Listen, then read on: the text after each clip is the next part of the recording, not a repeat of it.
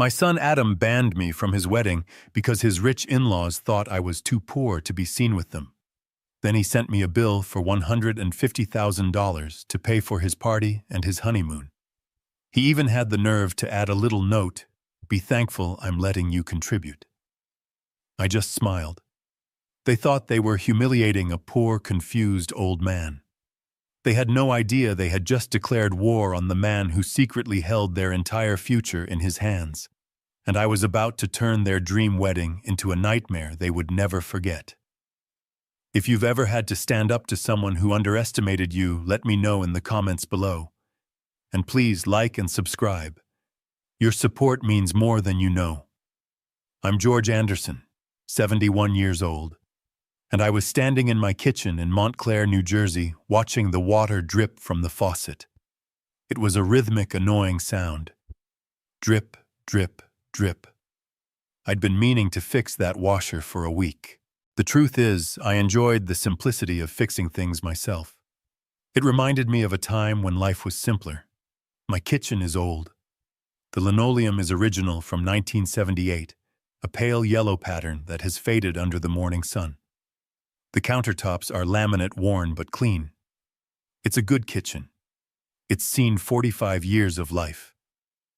It was the kitchen my late wife Clara and I built our family in. I was reheating coffee on the stove when I heard the sound of an engine that didn't belong in this neighborhood. It wasn't the rumble of my neighbor's pickup. It was a high-pitched electric whine. A brand-new Tesla Pearl White pulled into my driveway, looking as out of place as a spaceship in a cornfield. My son Adam got out of the passenger side. He looked nervous. He always looks nervous these days. Then she got out of the driver's side. Brooke. My son's fiancée. Brooke Davenport is a woman who doesn't just enter a room. She assesses it for its weaknesses. She's 30, beautiful in the way a sterile magazine advertisement is beautiful, and she carries herself with an arrogance that only new money can buy. They walked up the cracked pathway to my door. I opened it before they could knock. "Adam, Brooke, what a surprise." Adam gave me a quick, awkward hug, the kind a teenager gives his aunt. "Hey, Dad." We were in the area. Brooke did not hug me. She offered a cheek for me to kiss, and I could smell the expensive, heavy perfume. "George," she said, her voice a smooth, practiced monotone. She stepped inside, and her eyes immediately began their work. I watched her gaze sweep across my living room. She scanned the old, comfortable armchair where Clara used to read. She scanned the bookshelf overflowing with worn paperbacks. She scanned the framed photos on the wall, Adam as a boy, me and Clara on our wedding day. Her eyes lingered on the water stain on the ceiling from a leak I'd fixed 5 years ago. "This is charming," she said. The word charming came out of her mouth, sounding like conwom. "Can I get you some coffee?" I asked, already moving toward the kitchen. "Oh, goodness, no," Brooke said, following me. She stopped dead in the doorway of the kitchen. Her perfectly sculpted nose wrinkled. "George, what is that smell?" "It's coffee, Brooke. I was just reheating some. Reheating on the stove." She looked at my old percolator as if it were a piece of medieval farm equipment. "Adam, darling, your father doesn't have an espresso machine. We must get him one. Something simple. An espresso, perhaps." Adam just rubbed the back of his neck. "It's fine, Brooke. Dad likes his coffee this way." "Nonsense," she said, dismissing my son and me with a wave of her hand. She pulled out one of my wooden dining chairs, and in a gesture so subtle it was almost invisible, she discreetly wiped the seat with a silk handkerchief from her purse before sitting down. "So," I said, leaning against the counter, "what brings you two out to the suburbs?" Adam cleared his throat. "Well, Dad, we have good news. Great news, actually. We've set the date. The wedding. It's happening." "That's wonderful, son," I said, and I meant it. Despite my reservations about Brooke, I wanted my son to be happy. "When is the big day, October 12th, Brooke jumped in. It's going to be at the Davenport Country Club. My father is flying in the chef from Percé for the tasting menu. She paused, then added with a tight smile, "You've probably never heard of it." "I'm sure it will be lovely," I said. Brooke leaned forward, her expression turning serious. "George, we need to talk about the guest list. My parents are, well, they're very particular. We're expecting Governor Whitman, possibly a senator, and several of my father's business partners from Texas." She looked at me, her eyes doing that cold calculation again. "It's an extremely high-profile event. The standards, they're just different. My parents are very much looking forward to meeting you. We just hope everything will be appropriate." Appropriate. There was that word. A word that means nothing and everything. My mind drifted, as it often does, back to Clara. My Clara. What Brooke, with her new money Tesla and her country club wedding, could never understand was that Clara came from that world. She was a Cabot from one of the oldest, wealthiest families in Boston. Her inheritance was quiet, vast, and managed by men in suits in buildings I'd never entered. When I met her, I was a young architect with nothing but ideas. I fell in love with her spirit, her laugh. She fell in love with my simplicity. When we got married, her family nearly disowned her for marrying the help. Clara was the one who insisted we live here in this small, unassuming house in Montclair. She despised the costume of wealth, as she called it. "Wealth is a responsibility, George," she always said, "not a performance." She was terrified of what inherited money could do. She'd seen it rot her cousins from the inside out. She worried about Adam. Even when he was a boy, she saw that softness in him. Not weakness, she'd say, but a neediness. A need to be liked, to fit in.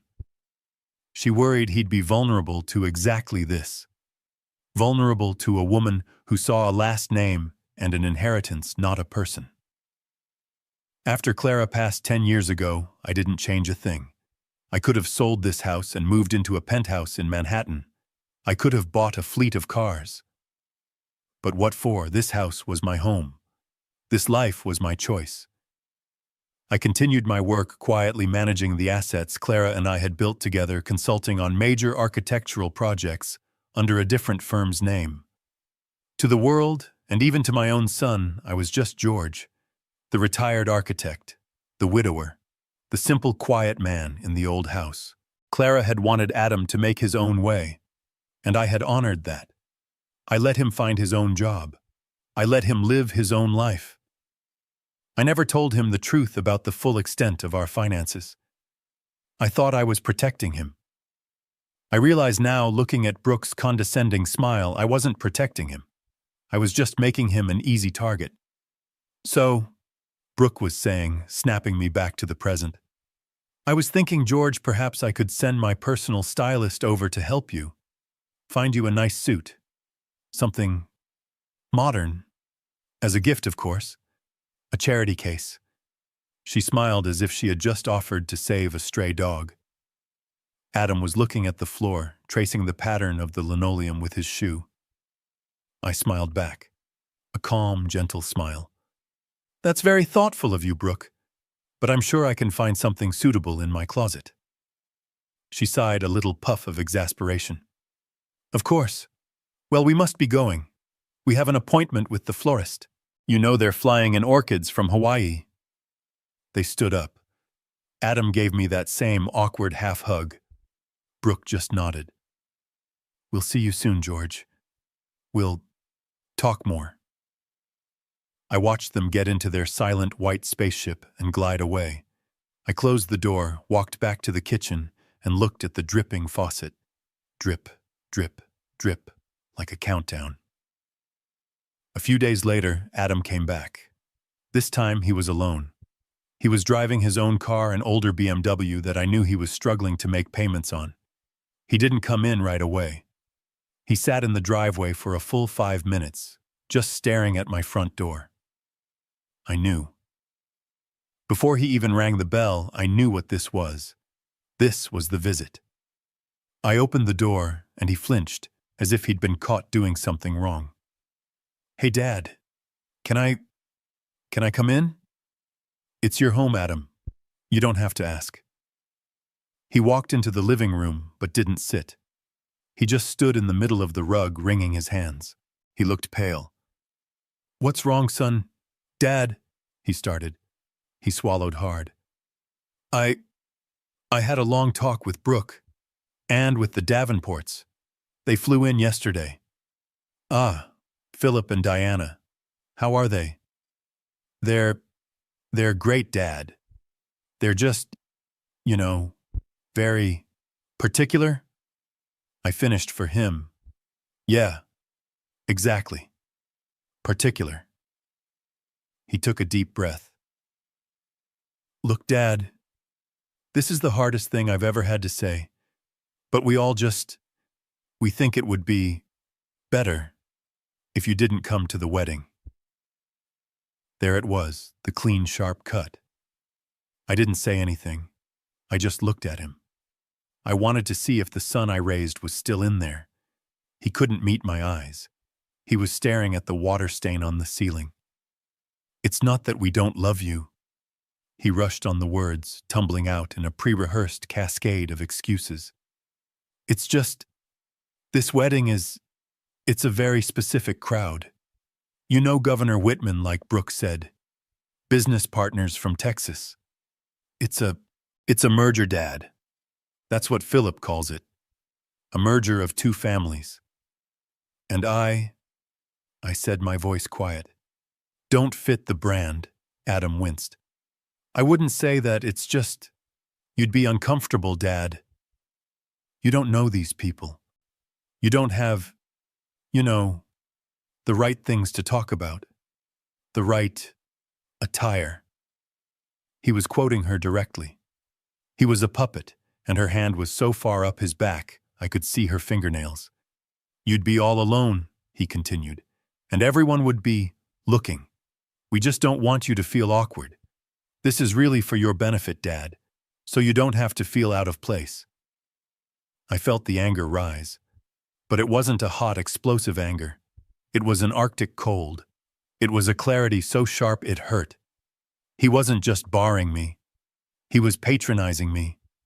He was telling me this was for my good. I see, I said. My voice was perfectly flat. Adam, mistaking my silence for acceptance, let out a huge sigh of relief. He actually laughed. Oh, thank God. I knew you'd understand. You're the best dad. You always get it. Look, I promise we'll do a small dinner, just us, after the honeymoon. We'll celebrate properly then.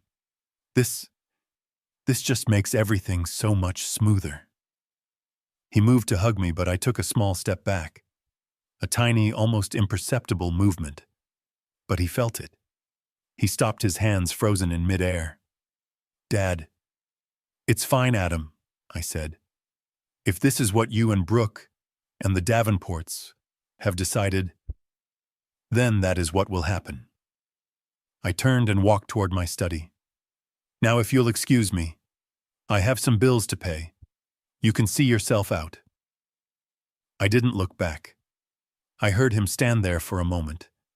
I heard him say, Dad, one more time, his voice small, uncertain. Then I heard the front door open and close. I sat at my desk, the same desk Clara and I bought at a flea market in 1980. I didn't feel sadness. I felt pity. I pitied the boy I had raised, who had become so weak, so desperate for approval, that he would sell his own father for a smooth party. I looked at the photo of Clara on my desk. She was smiling, her eyes bright and intelligent. You were right, my love, I whispered to the empty room. You were right about him. He's been consumed by the very thing you tried to protect him from. I sat there for a long time. The anger didn't come. The grief didn't come. What came was a plan. Clara hadn't just been a good woman. She had been a brilliant woman. And she had taught me how to be smart too. She had known even then that this day might come. And she had left me one final gift, a failsafe. All right, Adam, I said to the silence. You want a merger? Let's see how your new family handles a hostile takeover. Another week passed. The silence from Adam was total. Not a call, not a text. He was relieved. He had done the dirty work, and now he could get on with his perfect new, smooth life. I spent that week in my garden. I was pruning the roses Clara had planted. It was methodical work. Snip, snip, snip. Removing the dead wood to let the new growth thrive. A fitting metaphor. On Thursday, 2 weeks before the wedding, a FedEx truck pulled up. A courier handed me a large, stiff envelope. It was heavy, too heavy to be an apology card. I took it into the kitchen. I opened it with the same shears I'd been using on the roses. It wasn't a letter. It was a portfolio. It was bound in thick navy blue leather. On the front, embossed in gold lettering, it read, "From the office of Adam and Brooke Anderson Davenport." My heart didn't sink. It didn't pound. It just stopped. They had already combined their names. A merger indeed. I opened the cover. Inside, on thick, creamy cardstock, was a single, professionally printed page. It looked like an invoice from a high-end law firm. At the top it read, "Contribution from the estate of Clara Anderson on behalf of the groom's family." And then the itemized list. Item venue deposit Davenport Country Club. Platinum package, $50,000. Item catering and bar service per se. Affiliate, 300 TUS guests, $75,000. Item, Honeymoon Maldives. First class suite and private transport, $25,000, a polite line. And then the total. Total due $150,000. I stared at the number. $150,000. Attached to the top of the invoice with a shiny gold paperclip was a handwritten note. It was Adam's handwriting. Sloppy, entitled "The Handwriting of a Boy Who Never Learned to Finish His Chores." "Dad," it began. "I know you're not coming, but Brooke said you should still be thankful I'm letting you contribute. This is the amount from Mom's trust for my wedding. The bank said you're the executor, so just wire the funds to the account number below by the 15th. Thanks." I read the note again. "Be thankful I'm letting you contribute." I stood there in my old yellow kitchen with the faucet dripping. Drip, drip, drip. And I started to laugh. It wasn't a happy laugh. It was a dry, rasping sound that I hadn't made in years. It was the sound of a lock finally clicking into place. The sound of a dam breaking. They hadn't just banned me. They hadn't just insulted me. They had billed me for the privilege of being humiliated. They thought I was a confused old man. They thought I was a checkbook. They thought Clara's trust was a piggy bank that I was just holding for them. "Oh, Adam," I whispered, the laugh still shaking my shoulders. "You poor, stupid, foolish boy. You didn't just forget who your father is. You forgot exactly who your mother was. You think this is your money. You think this is an allowance. This isn't an inheritance, son. It's a test. And you, your bride, and your arrogant new family. You just failed. Spectacularly." I picked up my old yellowing rotary phone from the wall. My fingers steady as a surgeon's dialed the number I knew by heart. The phone rang twice. "Cunningham, Miles and Associates. This is Miles speaking." "Miles." I said, my voice as cold and clear as ice. "It's George Anderson." There was a pause. "George, it's been too long. Is everything all right?" "Everything is crystal clear," I said. "We have a problem. Or rather, my son has a problem." I looked down at the $150,000 invoice. "Miles, it's about Clara's character clause. They've finally triggered it." I held the phone to my ear, the receiver cold against my skin. The laughter in my chest had stopped, replaced by a cold, sharp clarity. My heart was perfectly still, beating with the slow, steady rhythm of an engine that has just been tuned for a long race. "Cunningham, Miles and Associates. This is Miles speaking." "Miles," I said, my voice clear. "It's George Anderson." There was a pause on the line. Not a pause of surprise, but of immediate recognition. Miles Cunningham wasn't just some lawyer I'd found in the phone book. He was Clara's lawyer. Our lawyer. He was the only other person on earth who knew the truth. "George," he said, his voice instantly dropping the professional lilt. "It's been too long. Is everything all right?" "Everything is crystal clear, Miles," I said. I looked down at the gold-embossed invoice. "We have a problem, or rather my son has a problem. I'm looking at my calendar, George. I'm booked until next week. Now, Miles," I said, "I'm on my way." I didn't take my old pickup truck. I walked to the back of the garage past the lawnmower and the rusty garden shears to the corner that was always covered by a heavy canvas tarp. I pulled it back. The 1995 Bentley Mulsanne Clara's car gleamed a deep dark green in the dim light. It smelled of old leather and history.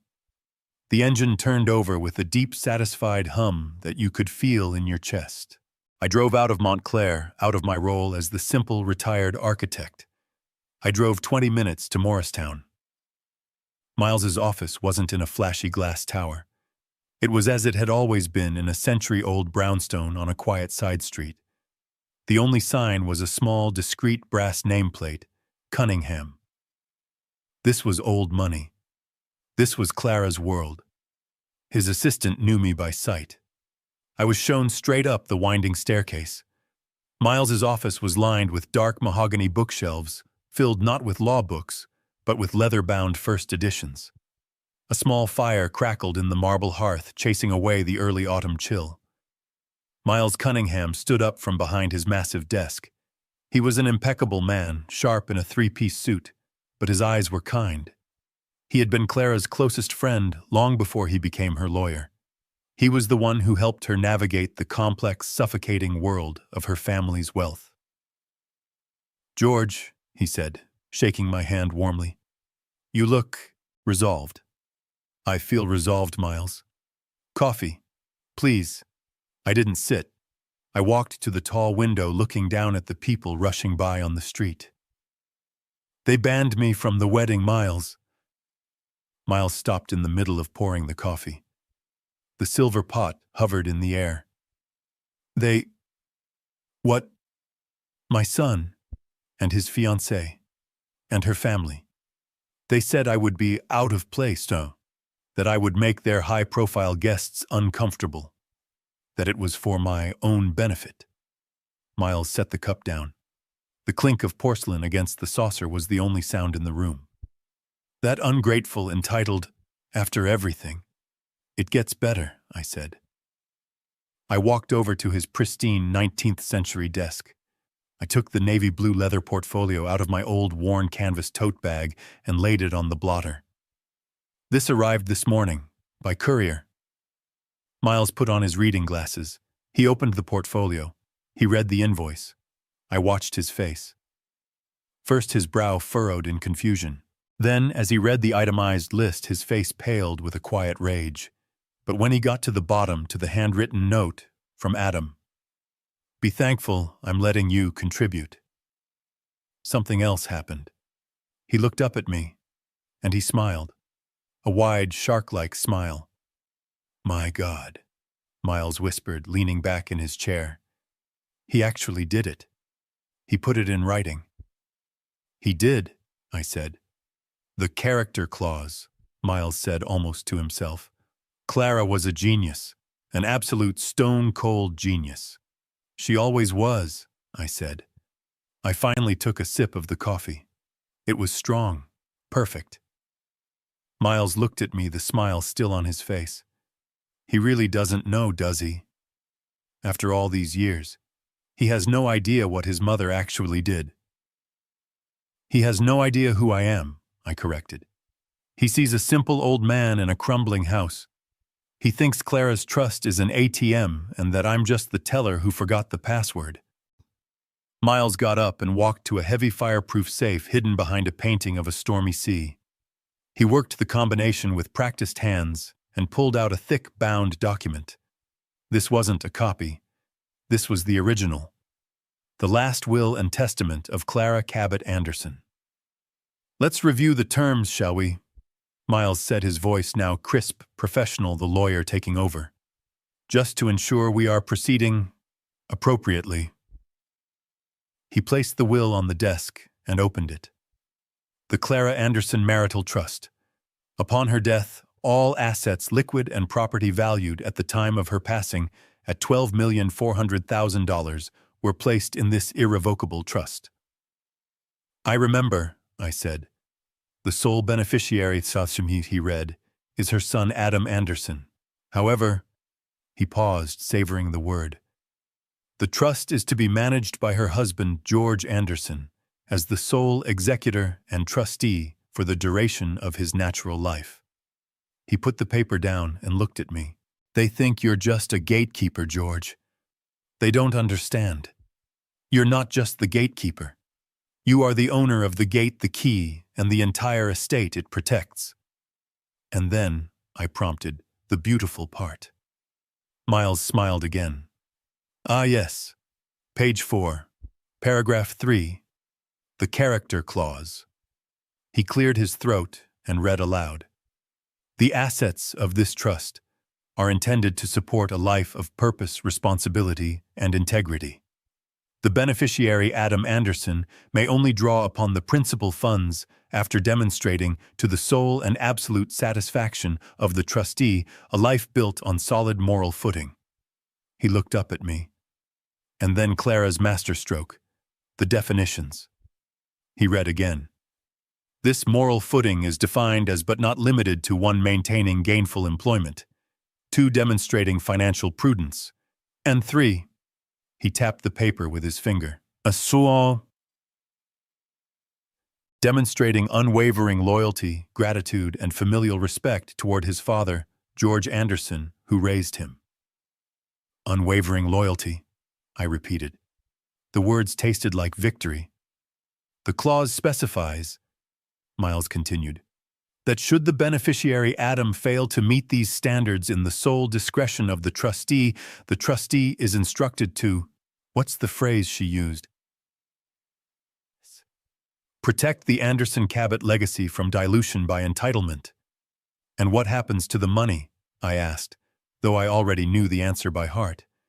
"Upon failure to meet the clause," Miles read, "the trust is to be immediately and irrevocably dissolved with the full $12 million, plus all accrued interest transferred not to Adam, but to the Clara Cabot Anderson Scholarship Fund for underprivileged students of architecture. A fund, I might add, of which you, George, are the sole chairman of the board." We were silent for a moment. The fire crackled in the hearth. "She knew," I said quietly. "She knew he was weak. She knew someone like Brooke would come along eventually." "She didn't want to just give him money, George," Miles said gently. "She wanted to give him a reason to become a good man. She built him a safety net, but she also built in a kill switch just in case he decided to set the net on fire. And that's exactly what he's done." "He's planning a merger," I said. "He's marrying into the Davenport family. New money from Texas. All flash, no foundation.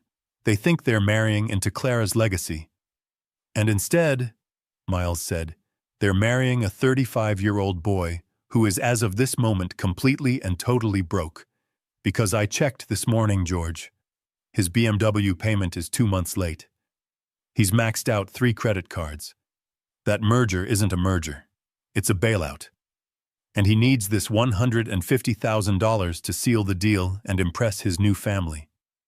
He thinks it's his," I said. "He thinks this invoice is just a formality."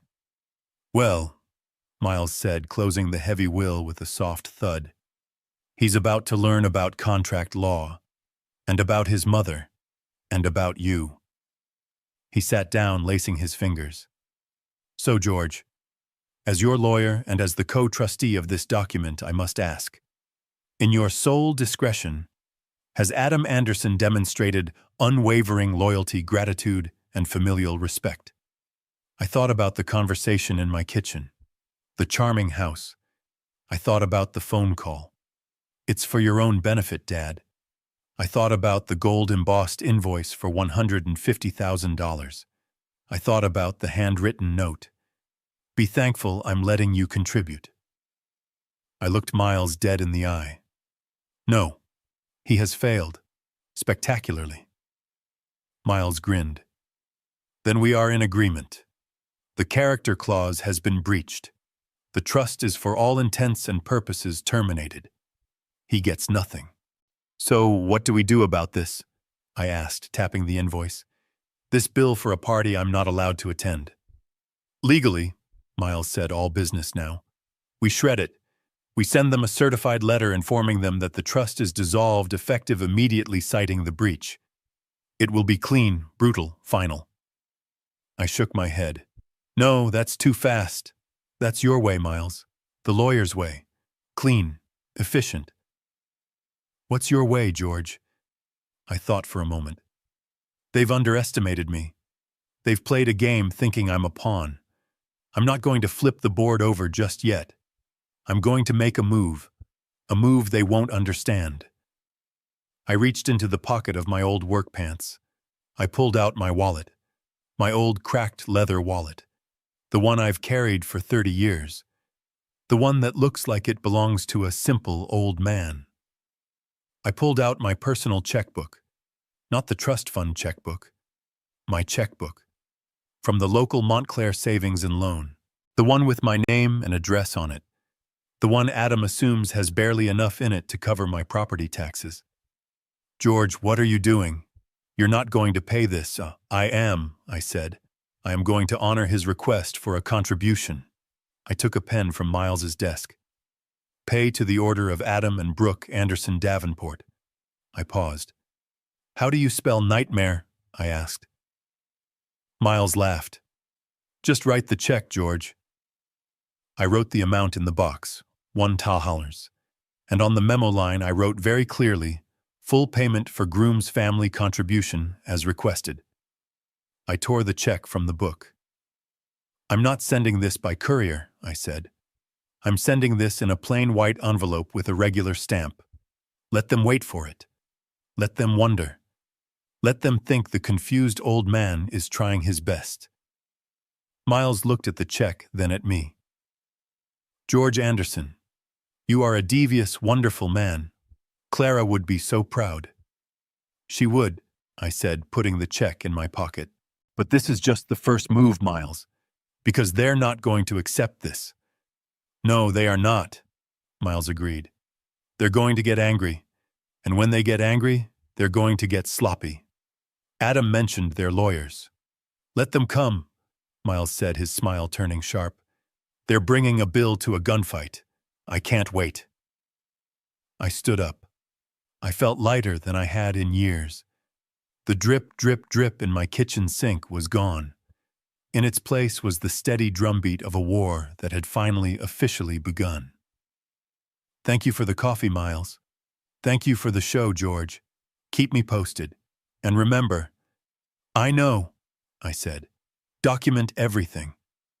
I walked out of the brownstone, got into my Bentley, and drove back to my simple, quiet, unassuming house in Montclair. I mailed the check at the corner post office. Then I went home. And I waited. I didn't have to wait long. I drove the Bentley back to my quiet street in Montclair, the deep hum of the engine, a silent secret in the sleepy afternoon. I parked it back in the garage under the heavy canvas tarp, letting it disappear once more. The Bentley was a ghost, a tool from another life. My life. I walked back into my house. The faucet was still dripping. Drip, drip, drip. I smiled. It was the perfect soundtrack. I went to the small, cluttered desk in my study. It's an old oak roll-top, a piece my own father used. The varnish is worn thin where my arms have rested for decades. I didn't turn on the main light. The simple green banker's lamp was enough, casting a small circle of light on the desk. I sat down the old wooden chair, groaning under my weight. I took out my personal checkbook. Not the leather-bound ledger for the trust. Not the corporate accounts. Just my simple vinyl-covered checkbook from Montclair Savings and Loan. The one with the little pictures of puppies on each check. Clara had ordered them as a joke 20 years ago, and I'd just never bothered to change them. I opened it. I looked at the invoice again. The navy blue leather portfolio was sitting on my desk, looking absurdly arrogant, next to a pile of seed catalogs. $150,000. A contribution. Be thankful. I took a deep breath, savoring the moment. They thought I was a signature, a rubber stamp, a confused old man who would just obey. They thought they could ban me from the family and then bill me for the privilege. They had fundamentally misunderstood the man they were dealing with. They had forgotten who I was and who Clara was. Clara, who taught me that the best defense isn't a high wall. It's a deep moat that your enemy doesn't even see until they're already drowning in it. This check was the first bucket of water. I took out my favorite pen, a simple black ballpoint, the kind you get in a pack of 10. I wrote the date, my handwriting firm and clear. I wrote the name in the pay to the order of line. Adam and Brooke Anderson Davenport. I lingered on the name. Anderson Davenport. How presumptuous, how new. A name meant to impress, a name meant to sound like a merger. It felt good to write it down, to see it in plain ink. It anchored my resolve. Then I moved to the small box, the box for the numbers. I thought about the $12 million in the trust. I thought about the dividends it generated every quarter, enough to buy that country club, never mind just rent it for a night. I thought about the life of ease Adam could have had if he had just been a good man, if he had just been a decent son. With a hand as steady as the foundation of this house, I wrote 1.00. 100. Then the line for the written amount. I wrote it with the same care I would have used for $1 million check. $1.00, so 100 hood. It was perfect. It was exactly what they deserved. It was literal. It was insulting. And best of all, it was deniable. I'm sorry, Adam, I thought you wanted a symbolic contribution. I'm just a simple old man, I didn't understand the amount. The true beauty of the move wasn't the check itself. It was the memo line. In that small, narrow space at the bottom left, I wrote the dagger. I wrote the words that would turn this from a confused act into a calculated one. I copied the phrase from their own invoice. Memo, full payment for groom's family contribution as requested. As requested. I tore the check from the book. The sound of the perforation ripping was loud in the quiet study. It sounded like the opening shot of a war. I didn't admire it for long. I folded it crisply. I didn't put it in a fancy FedEx envelope. I didn't send it by courier. That's what they would do. I went to the kitchen drawer, the one that sticks. I pulled it open and rummaged past the rubber bands and old batteries until I found what I was looking for. A plain, white, standard-sized envelope. The kind you buy in a box of 100 for $3. I slid the $1 check inside. I licked the envelope. It tasted like cheap glue and justice. I addressed it to Adam at his flashy, overpriced apartment. The one Clara's trust had not been paying for, which, as Miles had confirmed, was why he was so desperate for this money. I rooted around in the drawer again and found a stamp. It wasn't even a nice flag stamp. It was an old congratulations stamp from a roll I'd bought 5 years ago for someone's graduation. It had a picture of balloons on it. How fitting. I stuck it on the corner. I put on my old gardening jacket, the one with the patch on the elbow, the one Brooke so clearly despised. I walked out my front door down the cracked pathway. The sun was setting. The air was cool. It was a beautiful, quiet evening in Montclair. I walked to the blue USPS mailbox on the corner of my street. I pulled the heavy metal handle. I held the white envelope over the darkness for just 1 second. This was it. This wasn't just a check. It was bait. They wouldn't be confused for long. Adam would be, but Brooke wouldn't. She would be furious. She would see this as the act of a senile old fool, or worse, an intentional insult. She would demand Adam do something. She would demand they fight back. And that's exactly what I wanted. They thought they were playing chess. They thought they had me in checkmate. They didn't realize I was playing a different game entirely. I let the envelope drop. Clang. The metal flap snapped shut. It was done. I walked back to my house. The lights of the neighborhood were coming on. I went inside, went to the kitchen, and finally fixed the dripping faucet. The silence in the house was perfect. I made myself a simple dinner, a ham and cheese sandwich. I sat at my old kitchen table and ate it. And I waited. I knew my phone wouldn't ring that night. Or the next day. It would take 2 days for the mail to arrive. 2 days for them to receive my contribution. I slept better that night than I had in 10 years. I was no longer the sad, simple old widower. I was George Anderson. And I was just getting started. I mailed the check on a Thursday afternoon. Friday was blissfully silent.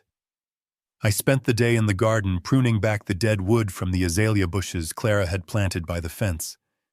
The silence from Adam's end of the line was deafening. It was the silence of pure, dumbfounded confusion. I knew my son. He would have stared at that $1 check for hours, turning it over and over, wondering if it was a mistake, a joke, or a bizarre symptom of senility. But I knew he wouldn't be the one to call me. Adam was a coward. He never handled confrontation. He outsourced it. The call I knew would come from Brooke. Saturday morning. I was in my study, the small, quiet room that smelled like old books and lemon oil. I was paying my actual bills, the electricity, the water, the gas. I was also, just for my own amusement, transferring a dividend check of $200,000 from one of the trust's offshore accounts into the Clara Anderson Scholarship Fund. It always amused me moving amounts that could buy a house, all while my neighbors saw me as the nice old man who struggled to get his recycling bin to the curb. At 10:03 in the morning, the phone rang. Not my cell phone, which I rarely use, but the old heavy rotary phone on the wall in the kitchen. Its loud mechanical brrring cut through the quiet house like an alarm bell. I walked into the kitchen, dried my hands on a towel, and let it ring a second time. A good hunter always lets the prey commit. On the third ring, I picked up the receiver. "Hello?" I said, pitching my voice to sound gentle, a little frail, perhaps a bit confused. It was not a hello. It was a roar. "Dad, what is this?" It was Adam. He sounded high-pitched, breathless, like he did when he was 12 years old and had just broken Mrs. Gable's window with a baseball. "Adam, what's wrong, son? You sound terribly upset." "Upset!" he screamed. "I'm beyond upset. A check, you sent me a check." "Of course I did," I said calmly, picturing him pacing the white marble floors of the apartment he was paying for, not me. "You sent me a bill for your contribution. I received it and I paid it. Did it not arrive?" $1, he shrieked. The word bounced down the line. $1 Is this a joke? Are you trying to ruin me? A joke, Adam? Why would I ever joke about money? It was a contribution. I'm on a fixed income, son. You know that. I looked at the bill and I gave what I could. I thought $1 was a lovely symbolic gesture. I'm very proud of you. Symbolic. He sputtered as if the word itself was choking him. Symbolic. The bill was for $150,000, Dad, not $1. It's the money from Mom's trust. You know that? Oh, goodness, I said, injecting a note of practiced confusion. 150,000. Adam, that's an enormous amount of money. I must have misread the invoice. Are you sure that seems terribly, terribly expensive for a party? I'm not sure my little savings account. Misread, he yelled. It was itemized. Dad, stop playing dumb. You're doing this on purpose. You're trying to sabotage my wedding. I heard a muffled sound. A sharp, Adam, give me the phone. Just give it to me. You're handling this all wrong. The sound of the receiver being fumbled, shuffling, and then her. A new voice. A voice as cold and sharp as a shard of glass. George, it was Brooke. The mask of the loving fiancé was gone. Let's stop playing these sad, pathetic little games, shall we? Brooke, my dear, I said, keeping my voice soft. I'm not sure I know what you mean. I was just telling Adam. Shut up, she snapped. The word hung in the air. Not please be quiet. Not hold on. Just shut up. Just shut up. She repeated, her voice low and simmering with a rage that was far more potent than Adam's childish tantrum. We are not idiots, George. We know exactly what you're doing. I'm afraid I don't. You think you're clever, don't you? You senile old fool. There it was, the truth. No more George, dear. No more charming. I was a senile old fool. I had been waiting for that. You think this is funny? She continued, her voice rising now, losing its controlled edge. You think you can humiliate Adam, humiliate me, humiliate my family with your little $1 stunt? Who in the hell do you think you are? I'm Adam's father, Brooke, and I am the executor of his mother's— You're nothing, she shrieked. You're a bitter, jealous old man sitting in a rotting house, furious that your son is finally making something of himself, furious that he's marrying into a family with real status, something you could never give him. Brooke, I said, my voice still perfectly, maddeningly calm. This is hardly the tone for a family discussion. I'll use whatever tone I want. You listen to me, and you listen closely. We know about the trust, Clara's trust. We know there are millions in there. That is Adam's money. It is his birthright, not yours. You are just the sad little man holding the keys, and you will give them to us. Actually, Brooke, I said softly, that's not quite how the trust works. It's a bit more complicated than that. There are stipulations. Clara was very particular.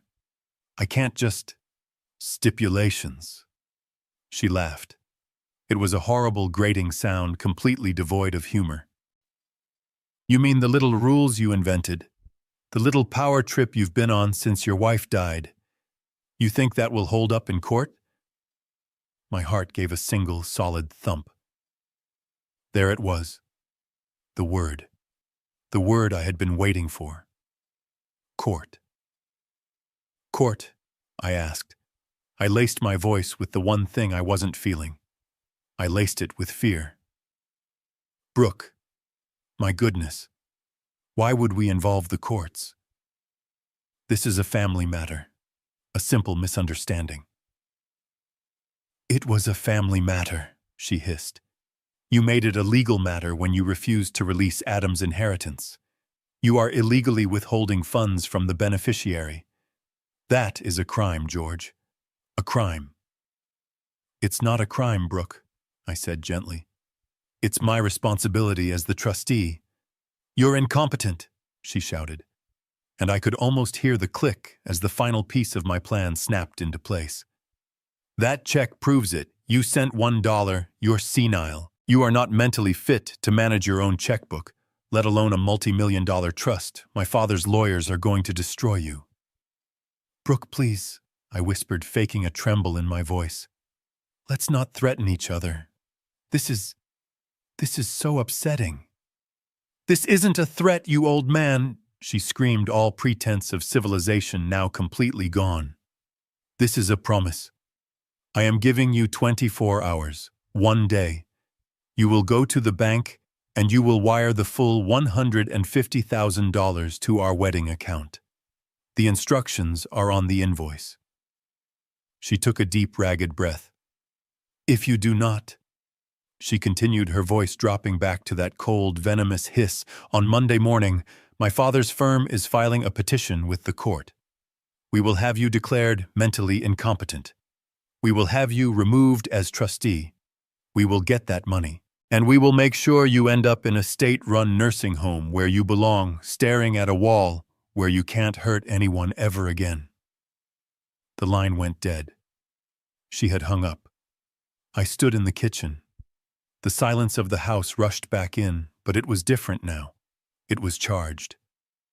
Senile, incompetent, a state home. They had done it. They had actually explicitly threatened it. They were going to sue me.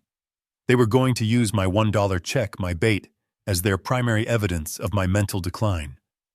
They were a pack of wolves, and they had just proudly announced to the sheepdog that they were planning to attack the flock, not realizing the sheepdog was in fact a dragon. I looked at the phone in my hand for a long, satisfying moment.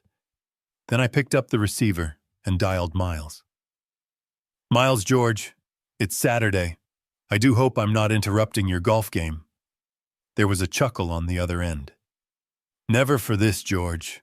How did my favorite client's contribution go over like a dream?" I said, walking back to my study. "They took the bait." Adam screamed. "Brooke called me a senile old fool." "Standard then," Miles said.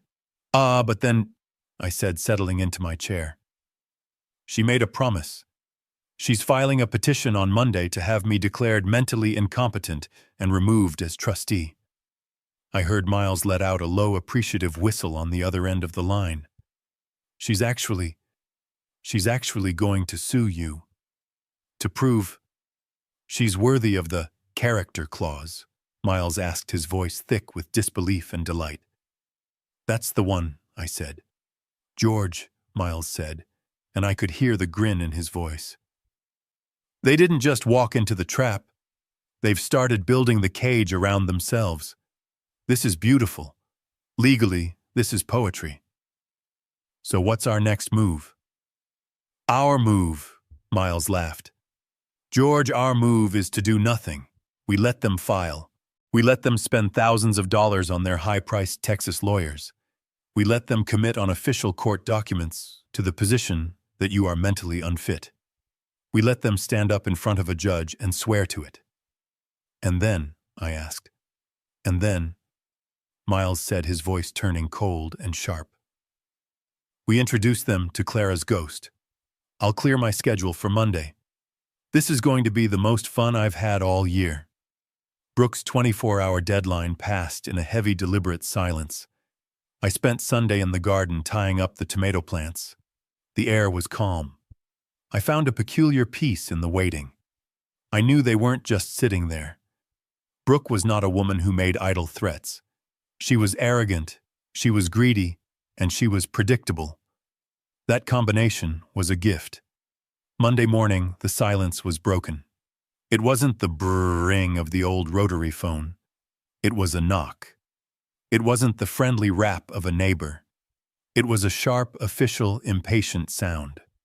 Rap, rap, rap. I opened the door. A man in a cheap, wrinkled suit stood on my porch. He was holding a thick manila envelope. He looked bored. "George Anderson," he mumbled, not looking me in the eye. "I am." He thrust the envelope at my chest. "You've been served." He didn't wait for a reply. He turned on his heel, walked briskly to his beat-up sedan, and drove off. I stood in the doorway holding the packet. It was heavy, warm from his hands. "You've been served." Such a mundane phrase for such a profound declaration of war.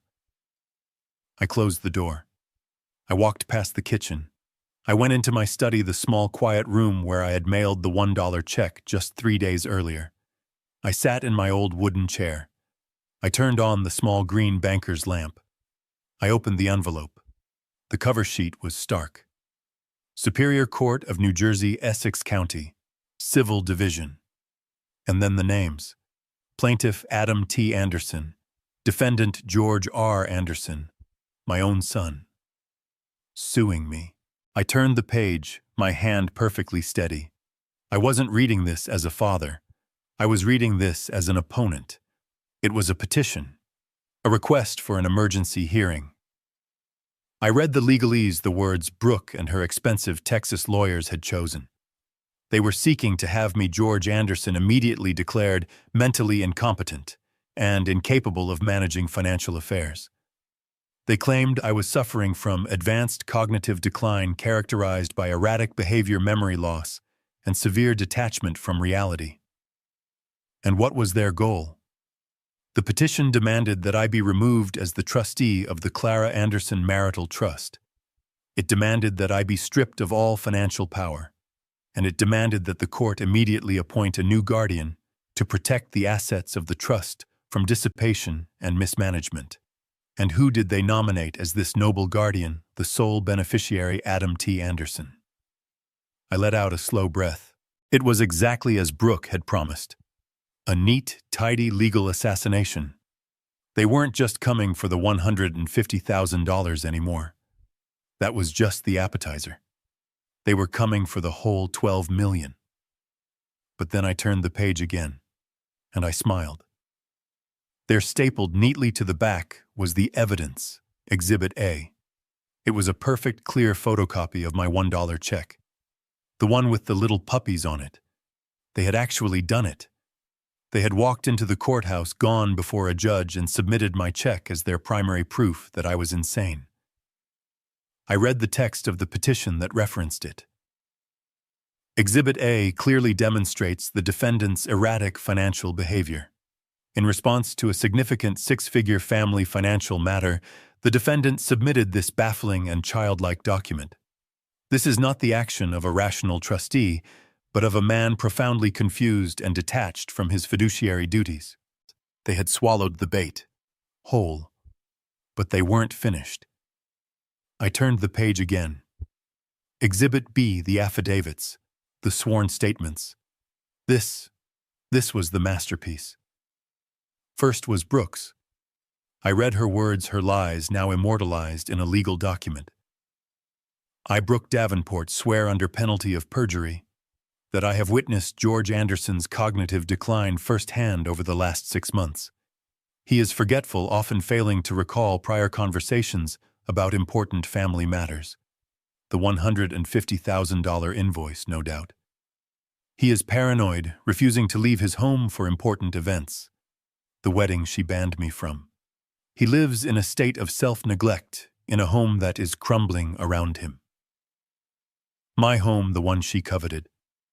His actions, like the $1 check, are hostile, erratic, and, in my opinion, dangerous. He is a danger to himself and to the legacy my husband is meant to inherit. It was brilliant. Every virtue I had, my simplicity, my frugality, my desire to live quietly, had been twisted into a symptom of dementia. Then came the statement from Philip Davenport, the Texan. His was shorter. As a man of significant financial standing, I recognize irrational behavior when I see it. Mr. Anderson's response is not that of a sound mind. He is a liability. My family is deeply concerned that he will, in his confusion, dissipate his son's entire legacy. We are stepping in to protect our daughter's new family. Stepping in. What a lovely way to phrase it. But the final affidavit was the one that truly mattered, the one that sealed their fate. It was from Adam. I love my father. His statement began, the words dripping with manufactured pity. It pains me to do this, but I have seen his decline. He recently refused to attend my wedding, citing confusion and anxiety. He lives in isolation. He does not take care of himself. The $1 check, it wasn't a joke. I believe it was a cry for help from a man who knows he is losing control. I am terrified he will harm himself or the estate my mother Clara left for me. I am filing this petition not just to protect my inheritance, but to protect my father from himself. To protect me from myself. I folded the papers. I placed them neatly on the desk. They thought they were cornering a wounded animal. They thought they were being clever, using my own actions against me. They thought they were dealing with a confused, simple-minded, grieving old widower. They had no idea who my wife was. They had no idea who her lawyer was. They had just legally, in a sworn statement to a judge, committed their entire argument to paper. An argument based on the premise that I was senile. An argument based on the lie that the trust was Adam's money. They had just handed me the weapon, the ammunition, and pulled the trigger on themselves. I sat there for a long, satisfying minute. The house was perfectly silent. No faucet drip. I had fixed that. I picked up the old rotary phone. My fingers, steady and sure, dialed the private cell number I had for Miles Cunningham. He picked up on the second ring. "George, Miles," I said, my voice calm, almost cheerful. "Good morning. I'm afraid I have some bad news. It seems I'm mentally incompetent." There was a sharp intake of breath on the other end. They did it. They actually filed, signed, and delivered by a very nice man in a wrinkled suit. It's a petition for an emergency hearing. They've submitted the $1 check as Exhibit A. They've got sworn affidavits from Brooke, her father, and Adam, all testifying that I am, and I quote, "a danger to the estate." I heard a sound from Miles's end. It was a low, deep chuckle. It grew into a full, unrestrained laugh. It was the sound of a lawyer who had just been handed an open and shut case on a silver platter. "George," he finally said, catching his breath. This is magnificent. It's better than Christmas. They've just committed legal perjury. They've sworn in a court of law that their entire argument is based on what? Their feelings, their disappointment. They've argued our entire case for us, I said. They've confirmed in writing that they are hostile, that they are acting in bad faith, and that they have zero respect for me as trustee. They have, in essence, just handed us the keys to terminate the trust. Exactly, Miles said, his voice now sharp and focused. They've just proven beyond a shadow of a doubt that Adam has violated the character clause. It's beautiful. So what's the date on the hearing? I checked the cover sheet. This Friday, 10 a.m., Judge Maria Velez. Velez, Miles mused. Good. She's tough. She has no patience for frivolous suits, and she hates elder abuse. Oh, this is perfect. So what now, Miles? What's our move? Our move, Miles said. George, our move is to prepare the defense of a lifetime. We are not just going to defend you. We are going to countersue. We let them have their hearing. We let Brooke and her father get on the stand and commit perjury. We let Adam cry his crocodile tears for the judge. And then, I asked, a slow smile spreading across my face. And then, Miles said, his voice dropping to a predatory calm, I introduced them to Clara's ghost. I'm going to bring the original will. I'm going to bring the character clause. And I am going to read it aloud in a court of law. They'll be humiliated, I whispered. They'll be disbarred, Miles corrected. Well, their lawyers will be for filing a suit this frivolous. As for them, they'll be ruined. Get those papers to my office immediately, George. I'm clearing my entire schedule. I am going to enjoy this. I am really going to enjoy this. I hung up the phone. I looked at the legal documents on my desk. My death warrant, they thought. I stood up and walked to the kitchen to make a fresh pot of coffee. The sun was streaming through the window. It was a beautiful Monday morning, and I had a court date to prepare for. I didn't shred the documents. I didn't even file them. I drove them straight to Miles Cunningham's office in Morristown. The brownstone was quiet as always. His assistant, a woman who had worked for him for 30 years and knew all of Clara's secrets, took the thick manila envelope from me without a word, just a tight, supportive smile. She knew what this was.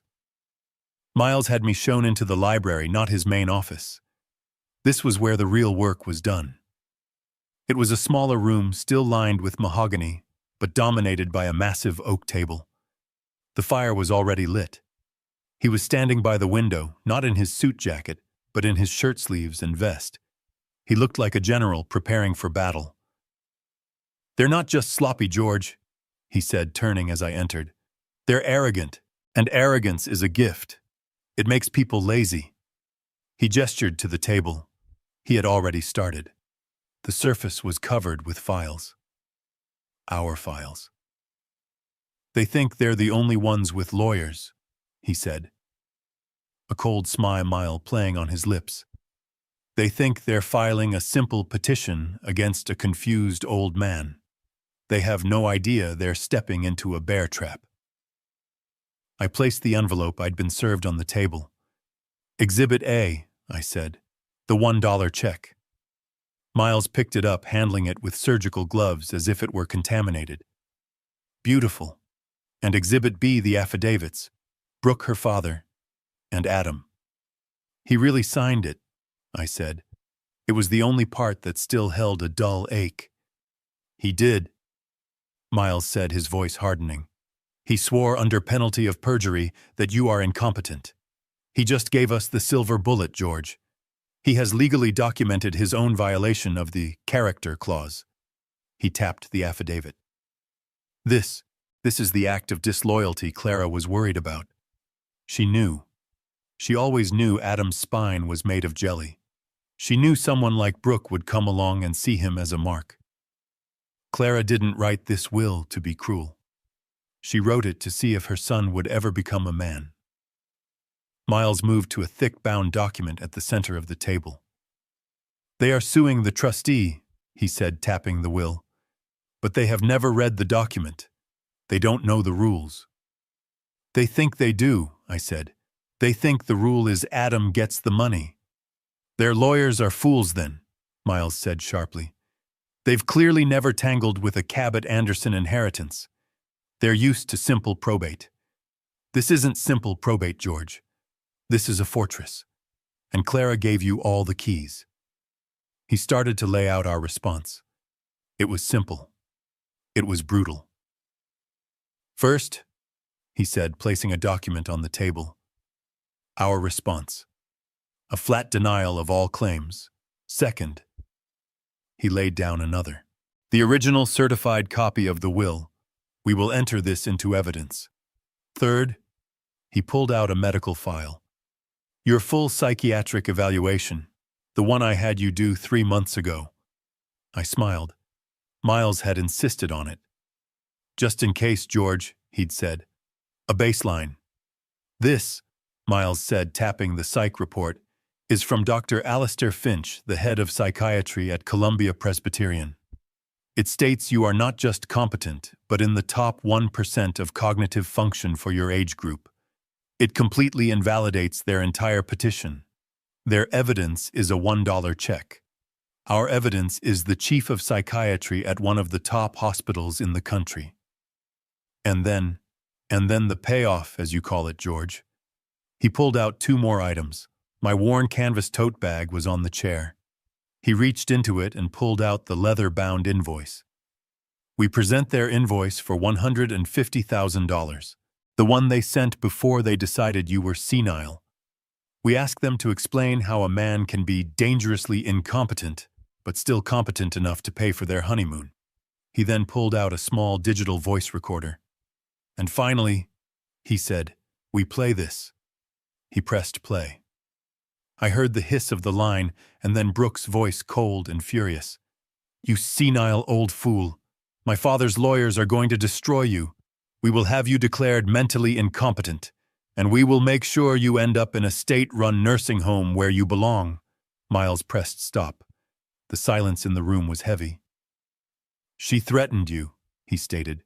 "She threatened to have you committed if you didn't release funds you weren't legally allowed to. That's not a petition. That's extortion." "So that's the plan," I said. "We let them build their case and then we dismantle it piece by piece." "Exactly," Miles said. "We let them lie. We let Adam get on the stand and cry about his confused old father. We let Brooke testify about how worried she is. We let them commit perjury. We let them trap themselves so thoroughly that when we present the truth, the only thing the judge can do is grant our counter motion. Which is..." Miles picked up one last file. It was slim, simple. A petition to the court, to formally affirm the breach of the character clause, to immediately and permanently dissolve the Adam Anderson Trust, and to transfer all $12,400,000 plus interest directly to the Clara Cabot Anderson Scholarship Fund. He looked at me. "Are you absolutely sure, George, once this is done, it's done? He gets nothing. Not now. Not ever. I thought of the invoice. I thought of the way Adam stood there while Brooke insulted me. I thought of the lies in the affidavit. He already has nothing, Miles, I said. He just doesn't know it yet. Let's go to court. Friday morning, 10 o'clock. The Essex County Courthouse. I've never liked courthouses. They smell of stale coffee floor wax and desperation. I wore my one good suit. It's a dark wool, 20 years old, but perfectly pressed. It was the suit I wore to Clara's funeral. It felt appropriate. Miles was waiting for me on the steps, not looking at all like a lawyer. He was wearing a light gray suit that looked more like something you'd wear to a garden party. He was relaxed, smiling, as if we were about to go to lunch. That was his gift. He radiated a calm that was almost predatory. "George," he said, shaking my hand, "ready for the show. As I'll ever be, Miles." We walked inside. They were already there in the sterile, fluorescent-lit hallway. A little island of arrogant entitlement. Adam was pale. He was wearing a suit that was too tight, clearly bought for the wedding. He saw me and his eyes immediately darted to the floor. He couldn't look at me. Good. Brooke, on the other hand, was in her element. She was wearing a cream-colored power suit, her hair pulled back in a severe, intimidating bun. She looked like an executioner. She stared right at me, a tiny, self-satisfied smirk on her lips. She thought she had won. Beside her were the Davenports, Philip and Diana, flown in from Texas. They looked bored, annoyed, as if this was all just a minor piece of housekeeping before the real party could begin. And their lawyer, a man who matched them perfectly. Slicked back hair, a $5,000 suit, and a briefcase that probably cost more than my car. He looked at Miles, sized up his light gray suit, and dismissed him. "Judge Velez," Miles whispered to me as we entered the small hearing room. "She doesn't suffer fools." We sat at our table. They sat at theirs. The room was small, suffocating. "All rise," the bailiff called. Judge Maria Velez entered. She looked tired and overworked, and she had zero patience. She looked at the file, then at the plaintiff's lawyer. "Mr. Stratton, is it?" she said, her voice flat. "This is an emergency hearing for incompetence. That's a high bar. This had better be good. Proceed." Mr. Stratton, the flashy lawyer, stood up. He oozed false sincerity. "Thank you, Your Honor. This is indeed a tragedy." He gestured toward us, Adam. "A family in crisis. A son forced to make a decision no son should have to make." He painted a picture. He described me, George Anderson, as a beloved patriarch who was now sadly succumbing to the ravages of time. He used words like cognitive decline, erratic, and detachment from reality. His behavior, Stratton said, has become a danger not only to himself, but to the significant family estate he is meant to be managing. An estate his late wife, Clara Anderson, left for the benefit of their only son, Adam. He paced. "Your Honor, we have evidence. Just last week, in response to a significant six-figure financial matter, Mr. Anderson sent this." He dramatically produced the photocopy of my $1 check. "Exhibit A, Your Honor. $1, with puppies on it. A baffling, childlike document. This, Your Honor, is not the action of a rational trustee." Judge Velez looked at the check. Her expression was unreadable. Stratton continued. "We are here to protect Mr. Anderson from himself, and to protect the assets his son is entitled to. I call my first witness, Ms. Brooke Davenport." Brooke walked to the stand. She was a vision of rehearsed, sorrowful beauty. She placed her hand on the Bible and swore to tell the truth, so help her God. The irony was suffocating. "Ms. Davenport." Stratton began, his voice dripping with synthetic compassion. "You are engaged to Mr. Adam Anderson." "I am," she said, her voice soft, angelic. "And in the course of planning your wedding, you have had close interactions with the defendant, Mr.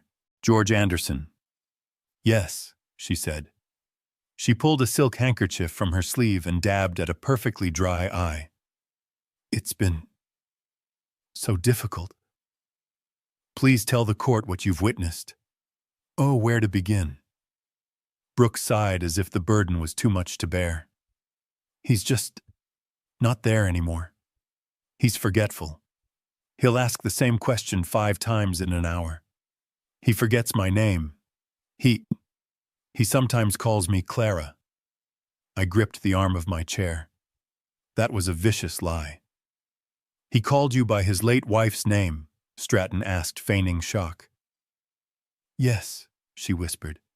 It's heartbreaking. We try to be patient, but it's more than that. He's a danger. We get calls from his neighbors. He's left the stove on, twice. Gas filling the kitchen. Last week, Mrs. Gable next door said she found him wandering down the street in his bathrobe, completely lost, unable to find his own house. This was pure fabrication. Mrs. Gable was in Florida visiting her sister. Brooke was just inventing things, painting a masterful picture of a senile old man. And this check, Ms. Davenport. This $1 check. That was the breaking point, she said, her voice cracking. We had sent him the financial plan for the wedding, a contribution from his late wife's estate. He knows Adam is the beneficiary, and he sent that. He called Adam and was laughing about the puppies on the check. It wasn't a joke, Your Honor. It was a breakdown. We are terrified. We're terrified he will hurt himself. We're terrified he will take the entire family legacy, my fiancé's birthright, and donate it to a cat shelter or something just as erratic. She finally produced a real tear. We are just trying to protect him. We love him. We just want to move him to a safe, secure facility where he can be cared for and have Adam, his only son, take control of the finances as his mother always intended. She finished. It was a perfect performance. I could see the judge looking at me with a new expression. Pity. Stratton smiled. No further questions, Your Honor. Your witness, Mr. Cunningham. Miles stood up. He buttoned his light gray suit jacket. He looked more like a friendly college professor than a lawyer. Good morning, Ms. Davenport, he said, his voice pleasant. Good morning, she replied, still dabbing her eye.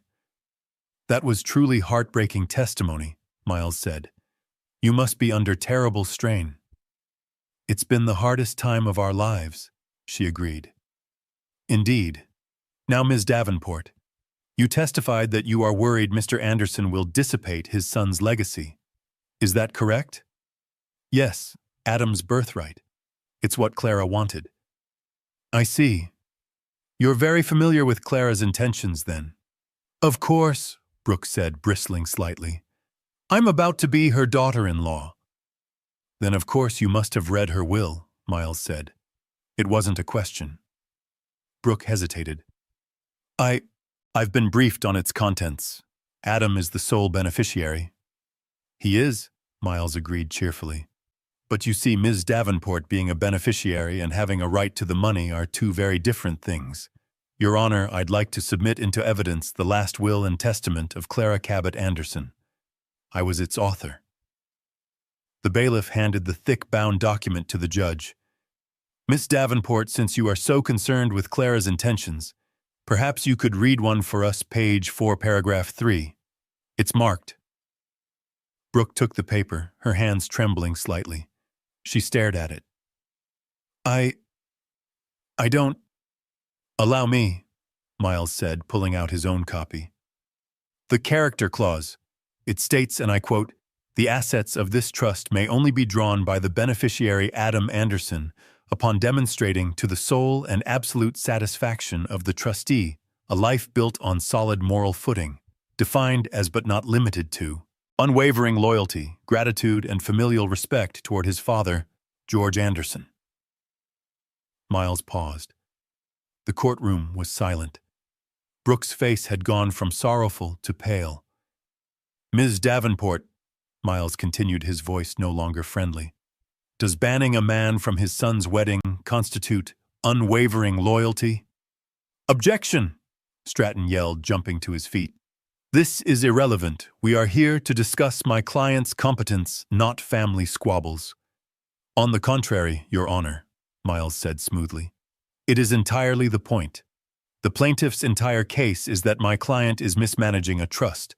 We are simply establishing that there is no trust to mismanage because the beneficiary, Mr. Adam Anderson, has already breached the terms of the trust with his own despicable behavior. Overruled, the judge said, her eyes now fixed on Brooke. Answer the question, Ms. Davenport. We just thought he'd be uncomfortable, Brooke stammered. Uncomfortable, Miles mused. I see. And Ms. Davenport, you testified that my client's $1 check was erratic and hostile. You're half right. It was hostile, but it was far from erratic. In fact, it was the most rational and frankly restrained response one could have to this. Miles walked to his table and produced the leather-bound invoice. Exhibit C, Your Honor. An invoice for $150,000 sent by the plaintiffs to my client. The man they just swore is senile and confused. The man they banned from their wedding. He handed the invoice to the judge. Judge Velez read it. Her face, which had been pale with pity, was now turning a deep dark red with fury. She looked from the invoice to Brooke. They weren't asking a confused old man for help, Miles pressed on. They were extorting him. They were demanding he pay for a party he wasn't allowed to attend. And when he refused, when he sent a symbolic $1 protest, they came here and committed perjury to have him locked up and steal the rest. That's not true, Brooke shouted from the stand. We were worried. He is senile. He is paranoid. Paranoid, Ms. Davenport? Miles asked, his voice soft again. I suppose you'd have to be, wouldn't you, when your future daughter-in-law threatens to have you thrown in a state-run nursing home? I would never. Then I suppose, Miles said, pulling the small digital recorder from his pocket. This isn't your voice. He pressed play. Brooke's voice, cold and furious, filled the silent courtroom. You senile old fool. My father's lawyers are going to destroy you.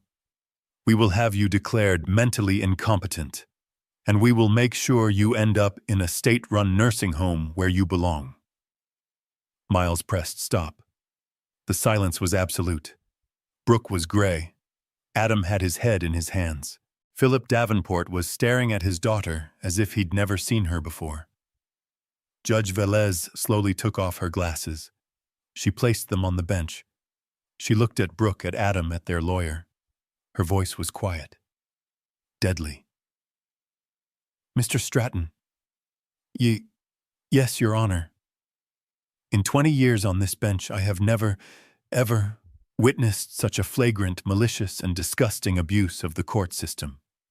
This is not a petition. This is a conspiracy. She turned to Brooke. Ms. Davenport, you have committed perjury. You have lied under oath in a failed attempt to defraud a senior citizen and steal his estate. She turned to Adam. And you sat there and let her.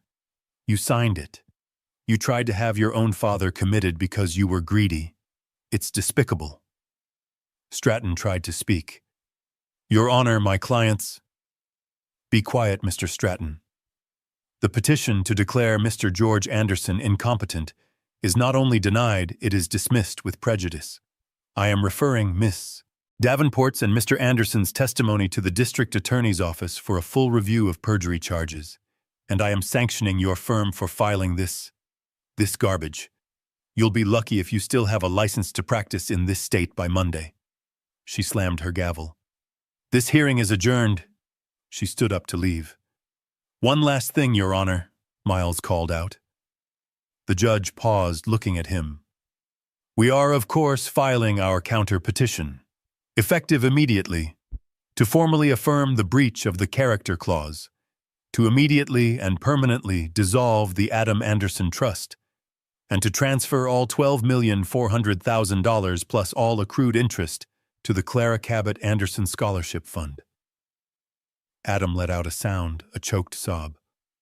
No, please. Judge Velez looked at the original will on her desk. She looked at the invoice. She looked at Adam. "Mr. Cunningham," she said, "consider it granted." She slammed the gavel again. "We are done here." The gavel slam echoed in my mind all the way home. It wasn't a sound of victory. It was the sound of a heavy ancient door closing, a thick oak door shutting on 45 years of my life. I drove the Bentley back to Montclair, parked it under the tarp, and walked into my house. The silence was total. No dripping faucet. No ringing phone. Just peace. I made myself a simple dinner. Scrambled eggs and toast.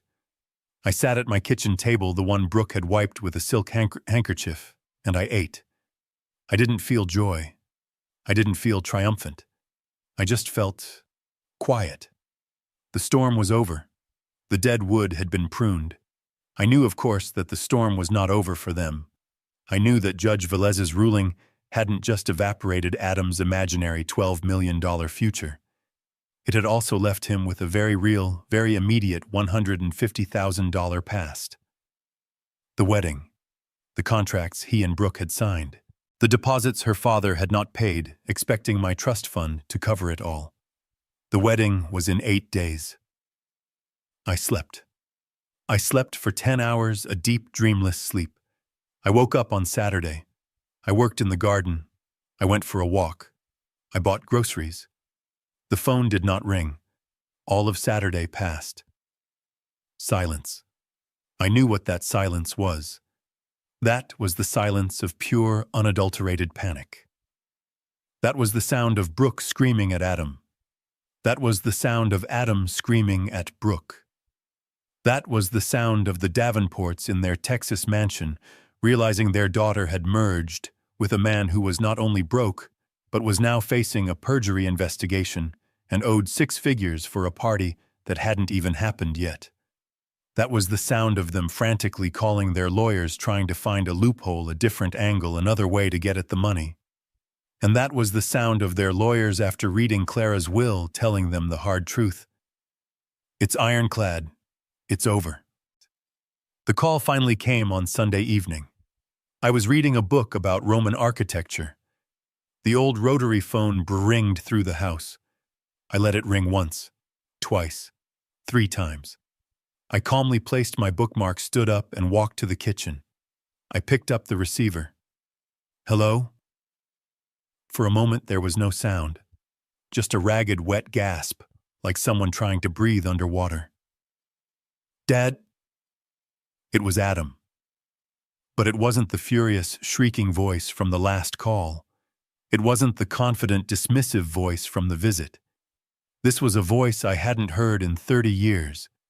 It was the voice of a little boy who had just fallen off his bike and smashed his knee on the pavement. It was the sound of pure, terrified, broken desperation. "Dad, please, don't hang up, please." He wasn't shouting. He was sobbing, a deep, racking, ugly cry that tore at something ancient and primal inside me. "I'm here, Adam." My voice was quiet, not warm, not cold, just present. "Dad, I'm sorry," he choked out. "Oh God, I'm so sorry. I didn't mean... I never... She told me to do it." The words came pouring out, a desperate, pathetic confession. "It was Brooke, Dad. It was all Brooke, she and her parents. They said you were senile. They told me you were trying to steal my money. They said the $1 check proved you were crazy. I believed them. I was stupid. I was so stupid. I said nothing. I just listened. I listened to my son, a 35-year-old man, try to blame his wife, his in-laws, anyone but himself. I'm sorry, Dad. I'll tell the judge, I'll tell everyone. Just please, Japo, you have to help me." "Help you with what, Adam?" I asked. "The judge has already made her ruling." "Not the court, Dad." "The wedding," he cried, his voice rising in panic. "The contracts, Brooke's father, Philip, he called the country club.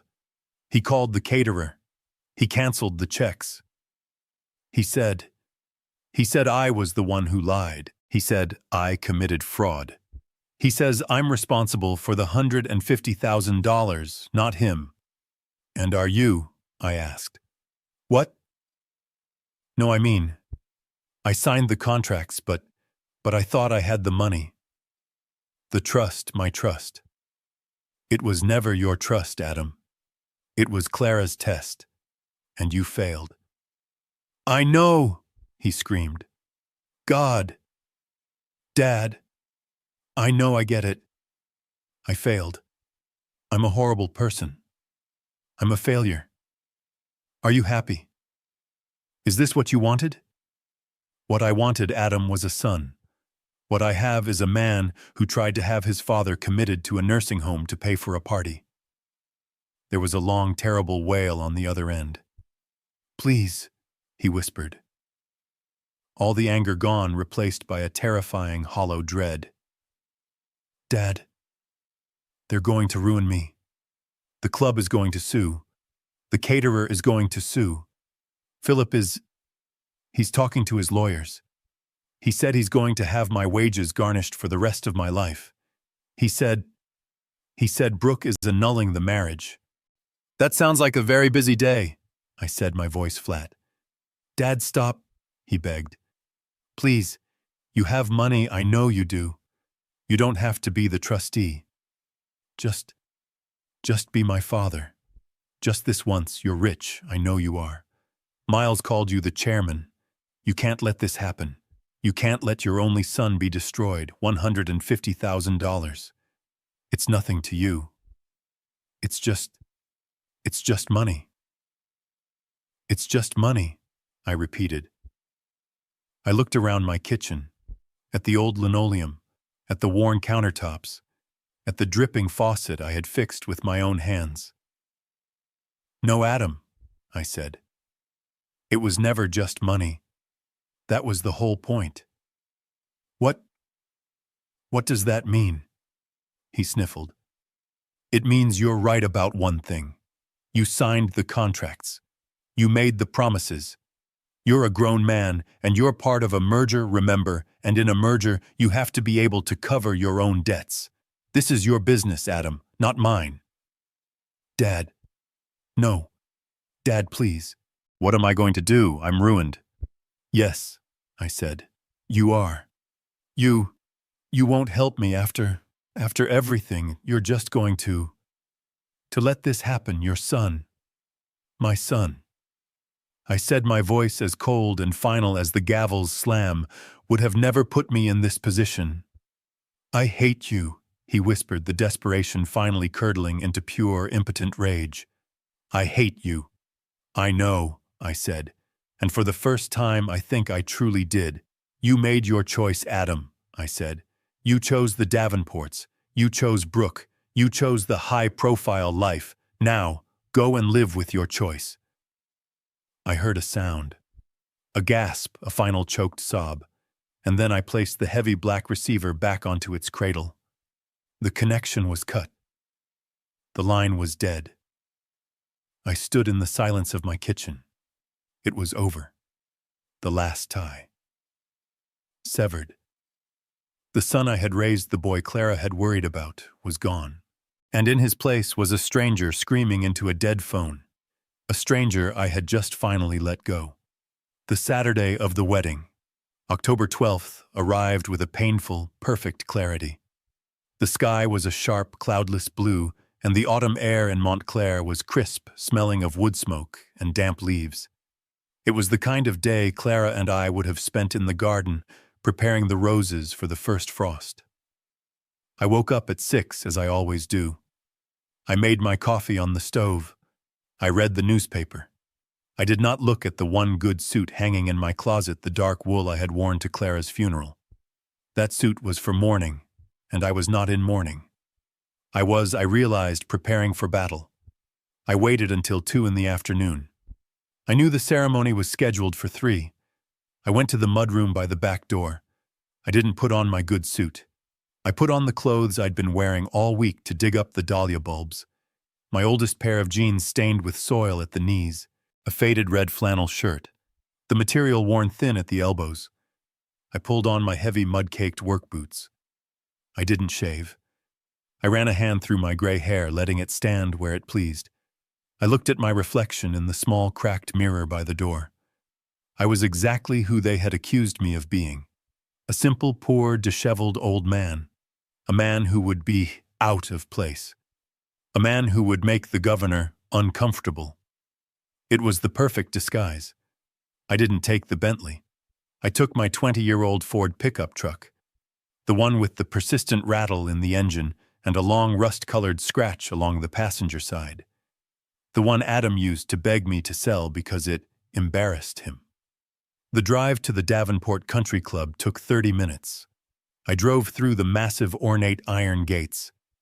The sign was new gold and black, designed to look old but failing. It screamed, "New money." I passed the golf course, a rolling green carpet that looked artificial. I passed the tennis courts where silent figures in white moved gracefully. My truck's rattling engine sounded like a cough in a cathedral. The main entrance was a disaster of luxury. Valets in bright red vests were sprinting back and forth trying to manage a logjam of black Escalades, white Teslas, and silver Porsches. I drove right past the chaos, past the grand fountain. I went around to the back of the massive clubhouse to the service entrance where the real work was done. I parked my old truck between a large refrigerated food supply van and a florist's van. No one even glanced at me. I was invisible. I was just part of the help. I got out. The air smelled of expensive perfume from the guests and cooking grease from the kitchen vents. I could hear the faint, civilized sound of a string quartet playing somewhere on the main lawn. The ceremony was beginning. I didn't try to watch. I had no interest in seeing Brooke in her white dress or Adam pale and sweating in his tuxedo. I was not there for the ceremony. I was there for the reception. I was there for the bill. I walked around the side of the massive building, keeping to the shadows of the large manicured oak trees. I found a spot by a row of tall hedges near a set of large arched French doors that led into the main ballroom. The doors were propped open for the waiters. From there, I could see everything. The ballroom was grotesque. It looked like an explosion in a flower shop. There were towering centerpieces of white orchids, the ones Brooke had mentioned were being flown in from Hawaii. There were ice sculptures. There was a gold monogrammed A and B projected onto the polished dance floor. I stood there in the shadows, smelling of garden soil and old flannel, and I watched the 300 high-profile guests mingle. I saw men I recognized from the financial pages. I saw Governor Whitman laughing loudly. I saw Philip and Diana Davenport, the parents holding court like royalty accepting compliments, their faces masks of pure, triumphant arrogance. I looked for Adam and Brooke. They were probably still taking photographs. But I wasn't looking for them. I was looking for the person in charge. The person who was not having a good time. And then I saw her. A woman in a severe black pantsuit. She had a headset on the clear wire coiled behind her ear. She was holding a clipboard which she gripped so tightly her knuckles were white. This was the wedding planner. She was not smiling. She was not greeting guests. She was pacing at the back of the ballroom near the entrance to the kitchens. She kept looking at her cell phone. She would stare at it, her eyes wide, and then look up at Philip Davenport, who was laughing and shaking the governor's hand. She typed a furious text message. She shook her head. I saw her walk quickly to one of the catering captains. She spoke to him, her gestures sharp, fast, and angry. The captain's eyes widened. He said something back. She just shook her head again, more violently this time, and pointed toward the main bar. I looked at the bar. It was massive, stocked with hundreds of bottles of the most expensive liquor. But the three bartenders, they weren't pouring. They were standing still, polishing glasses that were already clean. The guests were flowing in from the ceremony, champagne flutes in hand, but the main bar was dark. It wasn't open.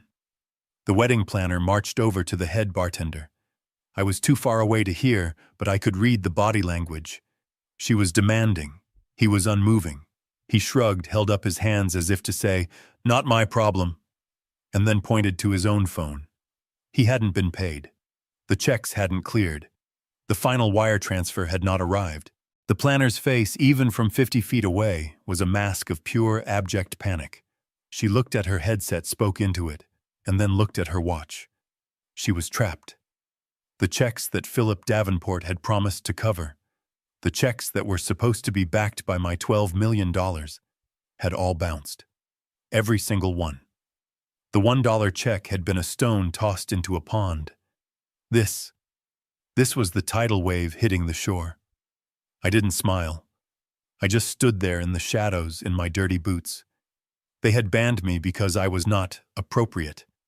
And now their entire appropriate event, their high-profile merger, was about to visibly and spectacularly collapse on itself. The string quartet still outside finished its song. There was a long, awkward pause, and then no new song started. They too were clearly waiting for a check. The silence was deafening. The guests were looking around confused. The wedding planner, now pale as a sheet, was speed-walking toward the kitchen. I saw her grab her phone and dial. I knew who she was calling. It was time. I stepped out from the shadows of the hedges and began to walk toward the service entrance.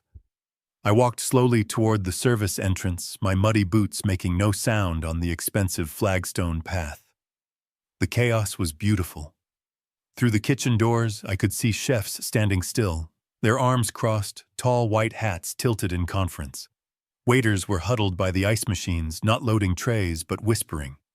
The whole multi-$100,000 event was grinding to a halt. The woman in the black pantsuit, the wedding planner, burst through the kitchen doors, her face pale and slick with sweat. She wasn't just stressed, she was terrified. This was a career-ending failure, and she knew it. She jabbed a number into her phone. "Philip, pick up, you coward!" she hissed into the voicemail. "The bar is closed, the string quartet is packing up, and the chef says he won't plate the appetizers until the wire transfer clears. You told me it was guaranteed. You told me the groom's family had it covered." She hung up, shaking. She looked like she was about to be physically ill. I stepped out from the shadow of a large potted ficus tree. I kept my voice soft, harmless, confused. "Excuse me, ma'am, I think there might be a problem with the music." She spun around, her eyes wide with panic. She looked at me, at my mud-stained jeans, my thin flannel shirt, my gray, uncombed hair. I could see her mind processing me in a millisecond: gardener, janitor, irrelevant old man. "What?" she snapped. "I don't have time for this. Go find your supervisor." "Oh, I don't work here," I said, offering a small apologetic smile. I'm a guest. Sort of. I'm George Anderson, the groom's father." Her jaw dropped. She stared at me. She looked at my boots. She looked at my face. She looked at my flannel shirt. Her professional mask cracked wide open, revealing the raw panic underneath. You're George Anderson," I repeated politely. "Adam's dad. I heard you shouting just now. Something about the groom's family having it covered. It sounds like there's a problem with the payment." She looked from me to the grand ballroom, then back to me, as if trying to solve an impossible math equation. This old dirty man could not possibly be the groom's family responsible for the six-figure bill. There's an issue," she stammered, trying to regain her composure. "The final payments, the wire transfers, they were rejected. All of them." "All of them?" I asked, feigning surprise. "Goodness, that's terrible. How much are we talking about?" "A lot," she said, her voice dropping to a desperate whisper. "The $50,000 hold for the clubhouse declined. The $75,000 wire for catering and the bar reversed. The checks we did get, they all bounced this morning. Bounced like there's no money, like the account is frozen." "Frozen," I said. "Oh, that's just dreadful. How could that be?" Internally, I knew exactly how. I pictured Miles Cunningham sitting in his office that morning on the phone with the bank's legal department. That's correct, I imagined Miles saying, his voice smooth as silk. Mr. Adam Anderson has just filed a petition declaring his father the trustee mentally incompetent, citing erratic financial behavior. As the estate's legal counsel, and given this pending litigation, I am formally requesting an immediate emergency hold on all accounts associated with Mr. Adam Anderson, as he is clearly financially compromised and poses a significant risk to the trust. We can't have him dissipating assets he doesn't own, can we? Adam, in his infinite arrogance, had not only given me the character clause violation, he had given Miles the legal justification to cut off his own lifeline hours before his wedding. The checks he and Brooke had written, assuming the trust fund money was already theirs, had all just hit a brick wall of ice. I don't know how, the planner was saying, her voice cracking. Mr. Davenport assured me the money was there. He said the groom's trust was paying for this, he said. Wait. She stopped. She looked at me, really looked at me. The confusion in her eyes was slowly being replaced by a horrifying, dawning realization. You said, the payment for the groom's family, she said slowly. Yes, I said. And you're the groom's father. I am. And you're the trustee. I am that too, I said, giving her a gentle smile. Her face, which had been pale, turned a blotchy, violent red. The blood drained from it, then rushed back. You're the one. You knew. You let this happen. Well, ma'am, I said, I was told I was banned from the wedding. I assumed that meant I was banned from paying for it too. It seems my son wanted a contribution, but not my presence. I suppose you can't have one without the other. Oh my God, she whispered. She backed away from me, the clipboard falling from her hand and clattering onto the flagstones. Oh my God! Philip! Diana! She wasn't just talking. She was shrieking. Philip! He's here! He's the one! It's all a lie! The French doors to the ballroom burst open. It wasn't just the Davenports. It was the wedding party. Adam in his tight tuxedo, his face slick with sweat. Brooke in her massive white gown, her face a mask of confusion and rage. And behind them, Philip and Diana Davenport, their expressions frozen in triumphant smiles, clearly walking out to see what their planner was yelling about. They all froze on the patio, their eyes locked onto the planner who was pointing a trembling finger at me. Then their gazes shifted. They followed her finger, and they saw me. Standing by the service entrance, in my dirt-stained jeans and my old flannel shirt, my muddy boots planted firmly on their expensive flagstone. The string quartet was silent. The bar was closed.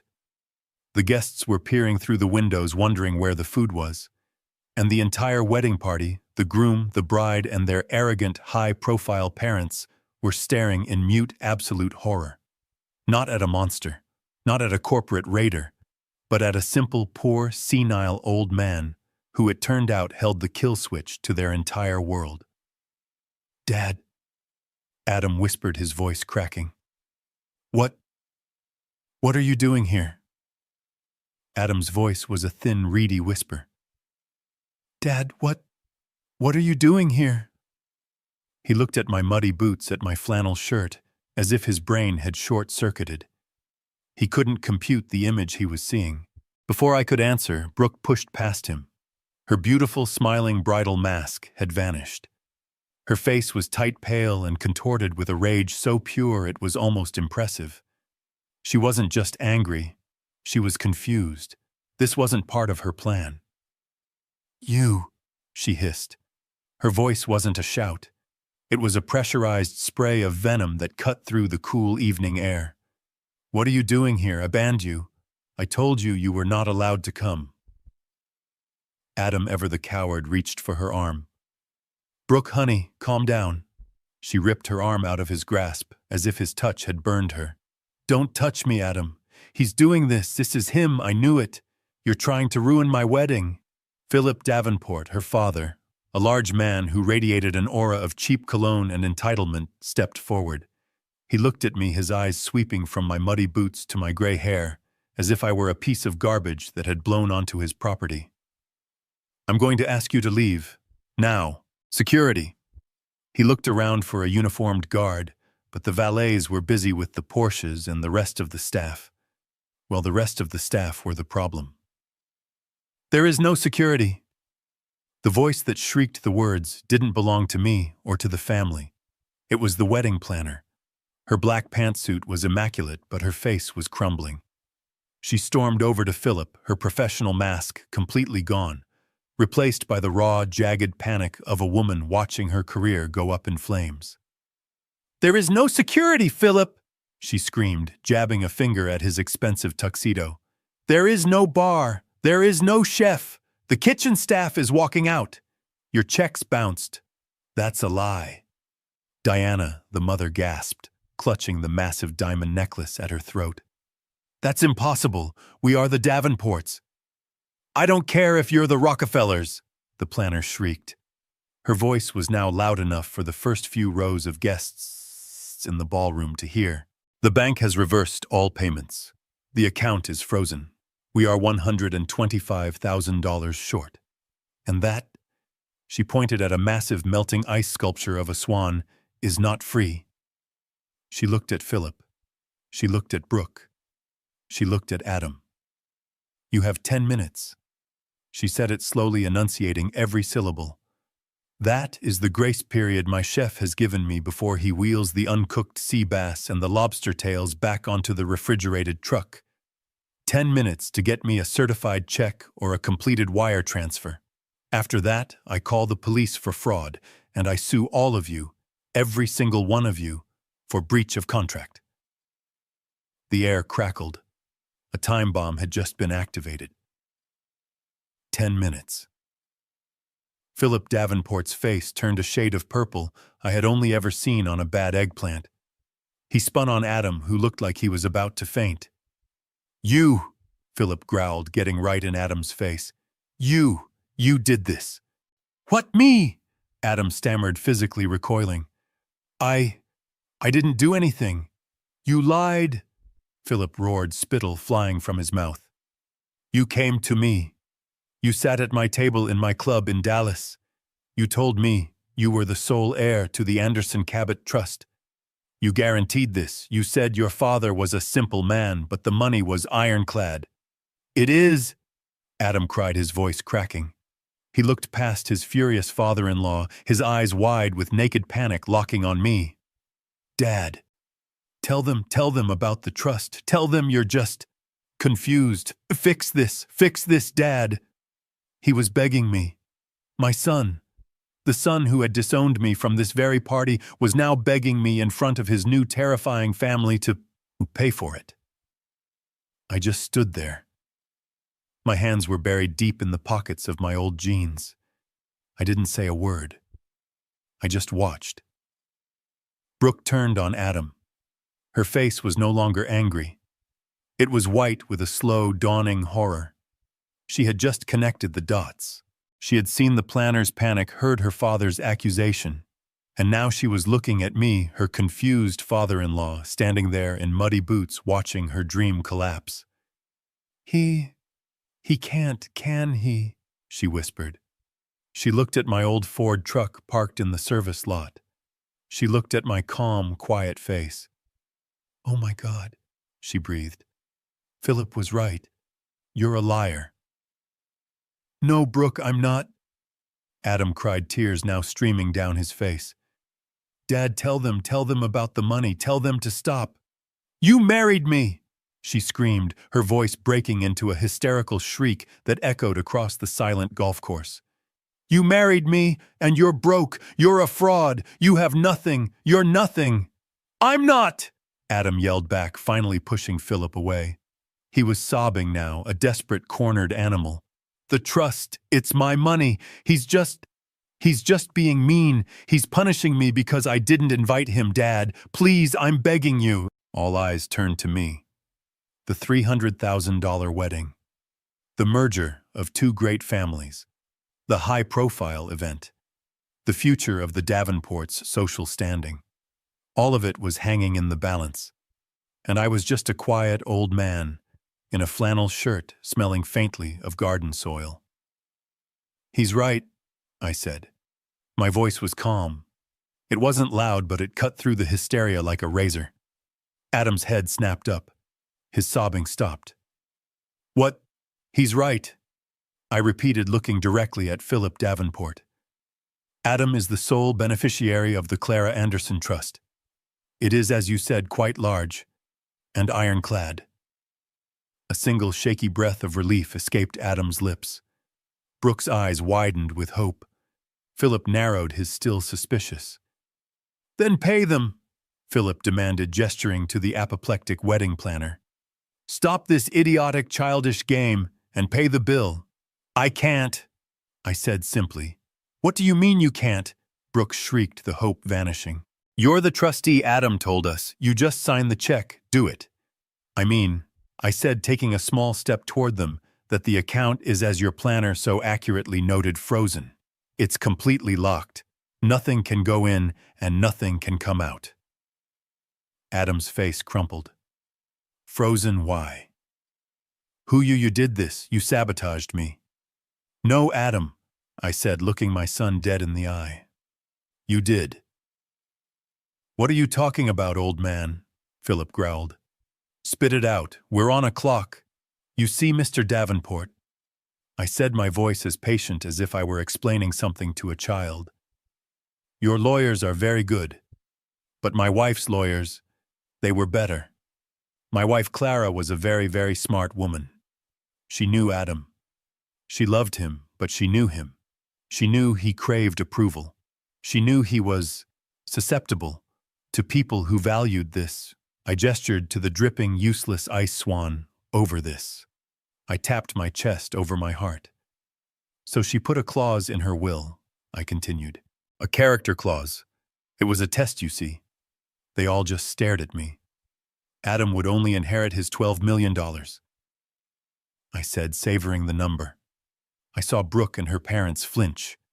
They hadn't even known the correct amount.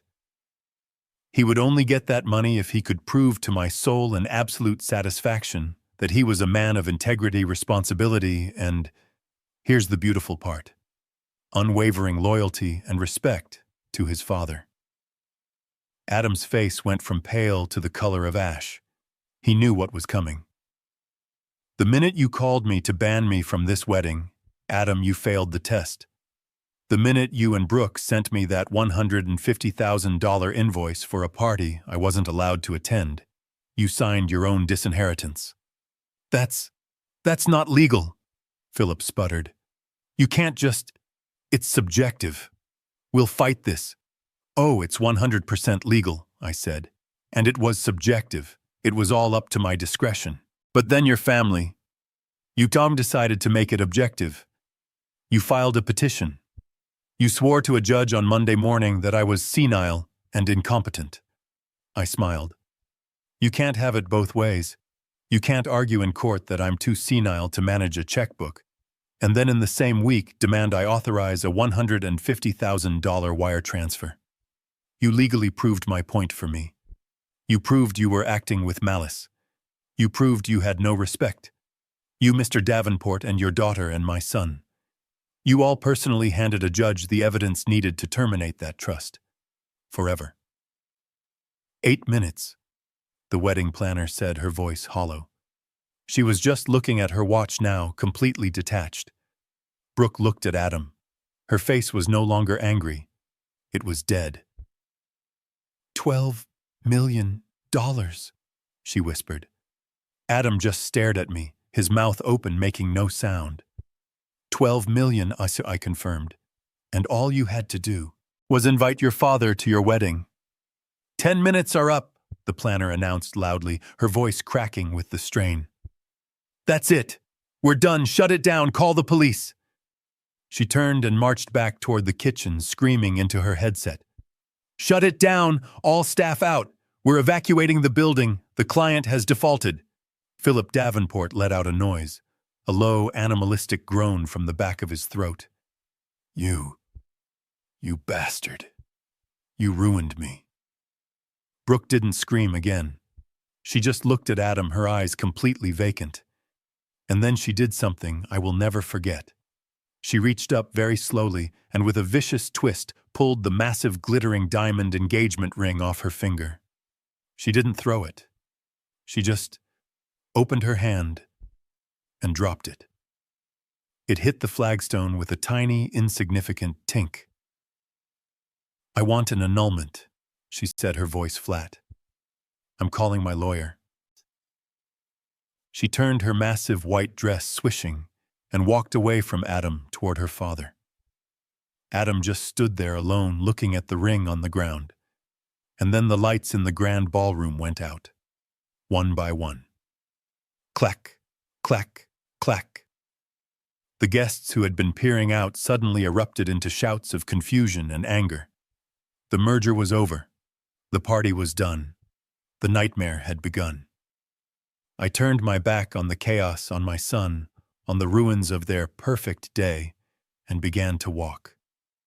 I was almost at the edge of the patio, almost back in the shadows of the service entrance.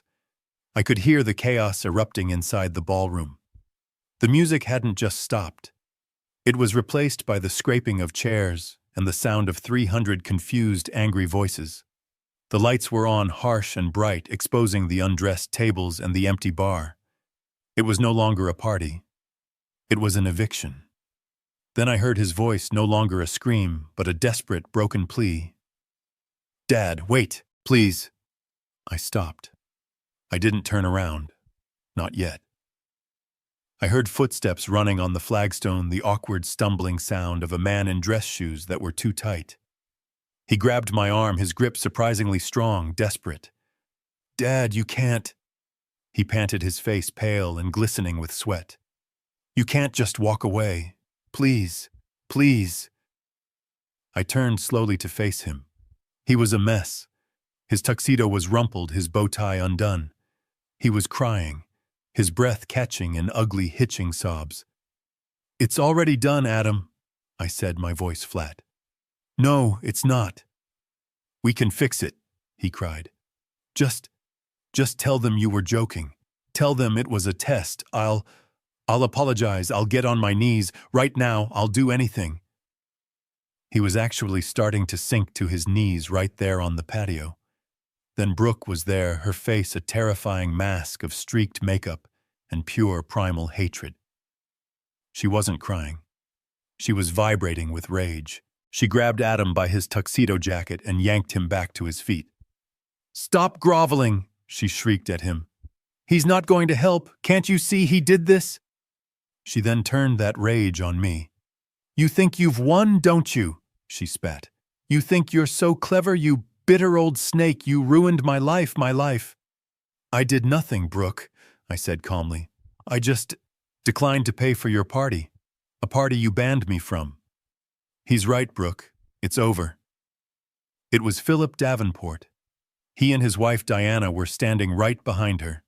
Diana was sobbing into a handkerchief, her shoulders shaking. Philip, however, looked like he had aged 10 years. The purple rage was gone, replaced by a cold, reptilian calculation. He ignored his daughter.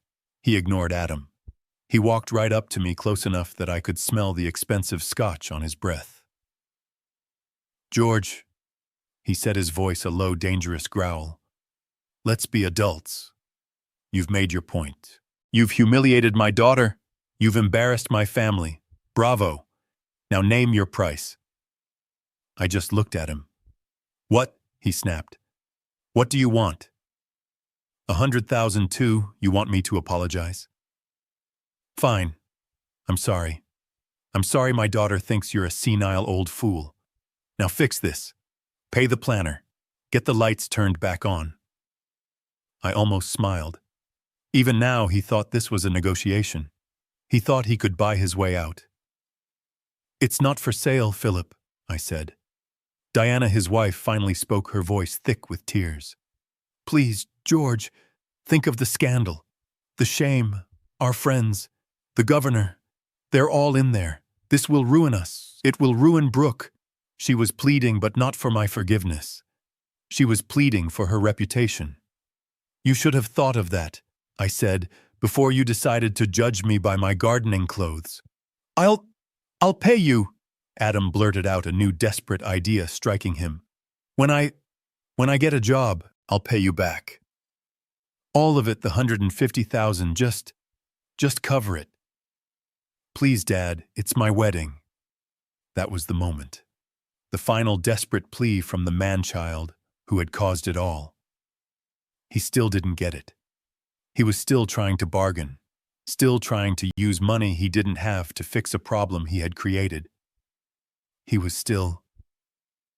Adam, I looked at him, at his tear-streaked, terrified face. You're right, Adam, I said. It is your wedding. I reached into the pocket of my old flannel shirt. Their eyes followed my hand. Adam's hopeful. Brooks suspicious. Philip's confused. They thought I was reaching for a checkbook. I took out my hand, and I opened my palm.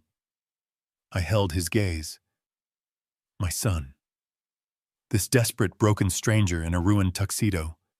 He was still begging, his hands clasped together, as if in prayer, his eyes flooded with tears.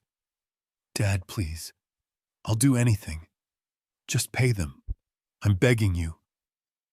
Philip and Diana were silent, watching me. Brooke was watching me, her face a pale, frozen mask of hatred. But her eyes were still desperate. They still, even now, thought I was their only way out. They thought my love for my son or my fear of their shame would finally make me open my wallet. You're right, Adam, I said. My voice was quiet, and they all leaned in to hear it. You'll do anything. And you're right. I should contribute. I reached slowly into the pocket of my old flannel shirt. I saw Adam's eyes lock onto my hand. A tiny, pathetic flicker of hope ignited in his face. He thought I was reaching for my checkbook. He thought I was finally giving in. Philip Davenport even took a half step back, straightening his tie, already preparing to reassume his role as the master of the house. My hand came out of my pocket. I wasn't holding my wallet. I was holding a single, small, folded piece of paper. The check with the puppies on it. The one I had mailed to him 3 days ago. The one Miles had gotten back from the bank as evidence. I had kept it. I had kept it for this exact moment. I held it between my thumb and forefinger. Adam stared at it. He didn't understand. What is that? Philip snapped. I didn't look at him. I looked at Adam. I unfolded the check. I held it up in the harsh light of the patio. $1. Adam's breath hitched. He knew exactly what it was. Brooke let out a sound, a small strangled gasp. You asked me to help, I said to my son. You asked me to contribute. I held the check out to him. Here, I said, my voice perfectly level, perfectly calm. My contribution, it's all yours. Adam just stared at the piece of paper as if it were on fire. I don't understand, he whispered, though his eyes showed that he understood all too well. I smiled. It was a small, sad smile. It was the last smile I would ever give him. You should be thankful, Adam, I said, my voice soft, letting each word land with the weight of a stone. You should be thankful that I'm letting you contribute. I repeated his own words, the words from his note. The look on his face. It wasn't anger. It wasn't sadness. It was the hollow, empty, shattering expression of a man who finally, in that single instant, understood that the game was over, that he had lost everything. I didn't wait for a reply. I let the check for $1 drift from my fingers. It fluttered in the air for a moment, a stupid, pathetic little piece of paper, and landed at his feet. I turned my back on all of them. On my son, on his ruined bride, on their angry, humiliated in-laws. I turned my back on the entire pathetic, noise-filled mess. I turned my back. That was the only movement I made. I turned my back on my son, who was frozen staring at the $1 check lying on the ground between his expensive, useless shoes. I turned my back on Brooke, whose face had gone from red rage to a horrifying slack-jawed ashen gray. I turned my back on Philip and Diana Davenport, who were staring at me as if I had just transformed into a creature they had no name for. I heard the sound behind me. It was Brooke. She made a noise, a low guttural sound from the back of her throat like an animal. And then she just collapsed. Her legs buckled and she fell to the ground in a heap of white silk and lace, a ruined monument to her own greed. Adam didn't move to catch her. He was still paralyzed, lost. Philip was the first to react, but he didn't run to his daughter. He lunged at me. You can't just walk away." He grabbed my shoulder. I stopped. I didn't turn. I just spoke over my shoulder, my voice calm and final. "Take your hand off me, Philip." I don't know what he heard in my voice. Maybe the authority of a man who had chaired boards. Maybe the coldness of a man who had just disowned his only child. But he flinched. His hand dropped. "Security!" he roared again, but it was pathetic now. "Somebody, stop him!" But no one moved. The wedding planner was already on her phone, speaking in a low, furious voice, undoubtedly to her own lawyer. And then the sound of the ballroom finally broke open. The shouting began. It wasn't just confusion anymore. It was outrage. I heard a man, his voice booming with authority. It sounded like the governor yell, "What in God's name is the meaning of this? The bar is closed." I heard Diana Davenport let out a high-pitched, hysterical wail. "My party, my daughter, he's ruined everything." I didn't look back. I just walked. I walked off the flagstone patio, past the melting ice swamp one that was weeping onto the grass. I walked past the darkened ballroom, where the 300 high-profile guests were now just a confused, angry mob in expensive clothes. And I walked past the kitchens, where the chefs were already loading their uncooked sea bass back onto the trucks. I walked along the service road, my muddy boots crunching on the gravel. I could still hear Brooke's sobs, a thin, desperate sound in the perfect, crisp October air. I reached my truck, my old rusty Ford pickup parked between the florist's van and the catering truck. The drivers were leaning against their vehicles, smoking cigarettes, watching the chaos at the clubhouse with bored amusement. "Looks like the party's over, old-timer," one of them said to me, gesturing with his cigarette. "It would seem so," I replied. I put my hand on the cold metal door of my truck, and I saw him. Miles. He was leaning against his own car, a quiet, dark sedan parked in the shadows. He wasn't smiling. He just nodded once, a simple gesture of acknowledgement, of a job done. I nodded back. He got into his car and started the engine. I got into mine. The old Ford engine rattled to life, loud and obnoxious in the sudden silence of the country club. I drove away first. As I pulled onto the main road, I looked in my rearview mirror. I could see Adam. He had finally moved.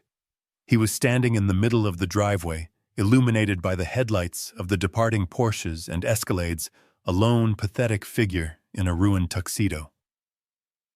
Brooke was still on the ground. Her parents were screaming at the wedding planner, who was screaming right back. I turned the corner, and they all disappeared. I drove home to Montclair. I didn't turn on the radio. I just listened to the rattle of my old truck, and I felt quiet. I heard, of course, you always hear. The fallout was spectacular. I heard the wedding planner did sue the Davenports and Adam jointly for the full $150,000 plus damages. I heard the Davenports in their rage countersued Adam for fraud, citing the $12 million trust that didn't exist. They wanted the money for the ring, the deposits, and I quote, "emotional distress and public humiliation." I heard the governor's office released a statement the next day about attending a charity function that was unfortunately canceled due to a private family dispute, distancing himself immediately. The merger had become a public execution. Brooke, as promised, filed for an annulment. It was granted in record time, citing fraud. I imagine she didn't want to be legally tied to a man who was now, by all accounts, facing $500,000 in lawsuits. Her perfect wedding had turned her into a laughingstock, a story her high-profile friends would tell for years. That I knew was a fate worse than death for a Davenport. The $12 million plus the 20 years of interest it had accrued was transferred as per Clara's will into the Clara Cabot Anderson Scholarship Fund. Miles and I had our first board meeting. We funded the architectural educations of 50 students in the first year alone. Clara's legacy was finally safe. And Adam. He called, of course. He called every day for a month. His messages at first were furious. Then they became pleading. Then they were just silent, broken sobs into the voicemail begging me to pick up. I never did. I heard he declared bankruptcy. It was the only way out. He lost the lawsuit from the Davenports. He lost the lawsuit from the wedding planner. He lost the condo. He lost the BMW. Last I heard from a neighbor who saw him, Adam works at a Home Depot in the next county over. He works in the lumber department. He's paying off his court-ordered debts one minimum wage paycheck at a time. He lives in a small rented room above a garage. Sometimes he sends me letters, handwritten. They're full of "I'm sorry" and "she made me do it," and "please, I'm still your son." I read the first one. I don't read them anymore. I sold the house in Montclair. The memories were too thick, and the faucet, no matter how many times I fixed it, always seemed to start dripping again. I bought a small place up in the Hudson Valley, a stone cabin with 2 acres of land. It's quiet. It's mine. I have a new garden now. I sit on my porch and I watch the sun set over the trees. I'm 71 years old. I am by all definitions completely alone. I have no wife. I have no son. But for the first time in my entire life, I am completely, utterly, and finally at peace. Clara was right. She always was. She knew that true wealth wasn't the money she had. It was the character she tried to build. And if you didn't have character, you didn't deserve the money.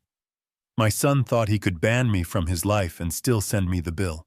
He learned the hard way that I was the one holding the checkbook. And I had finally decided that his account was closed. This story is a powerful reminder that true wealth is not measured in dollars, but in character. It teaches us that greed, arrogance, and disrespect, especially towards family, carry a devastating price. Underestimating someone based on their simple lifestyle or perceived weakness is a profound mistake.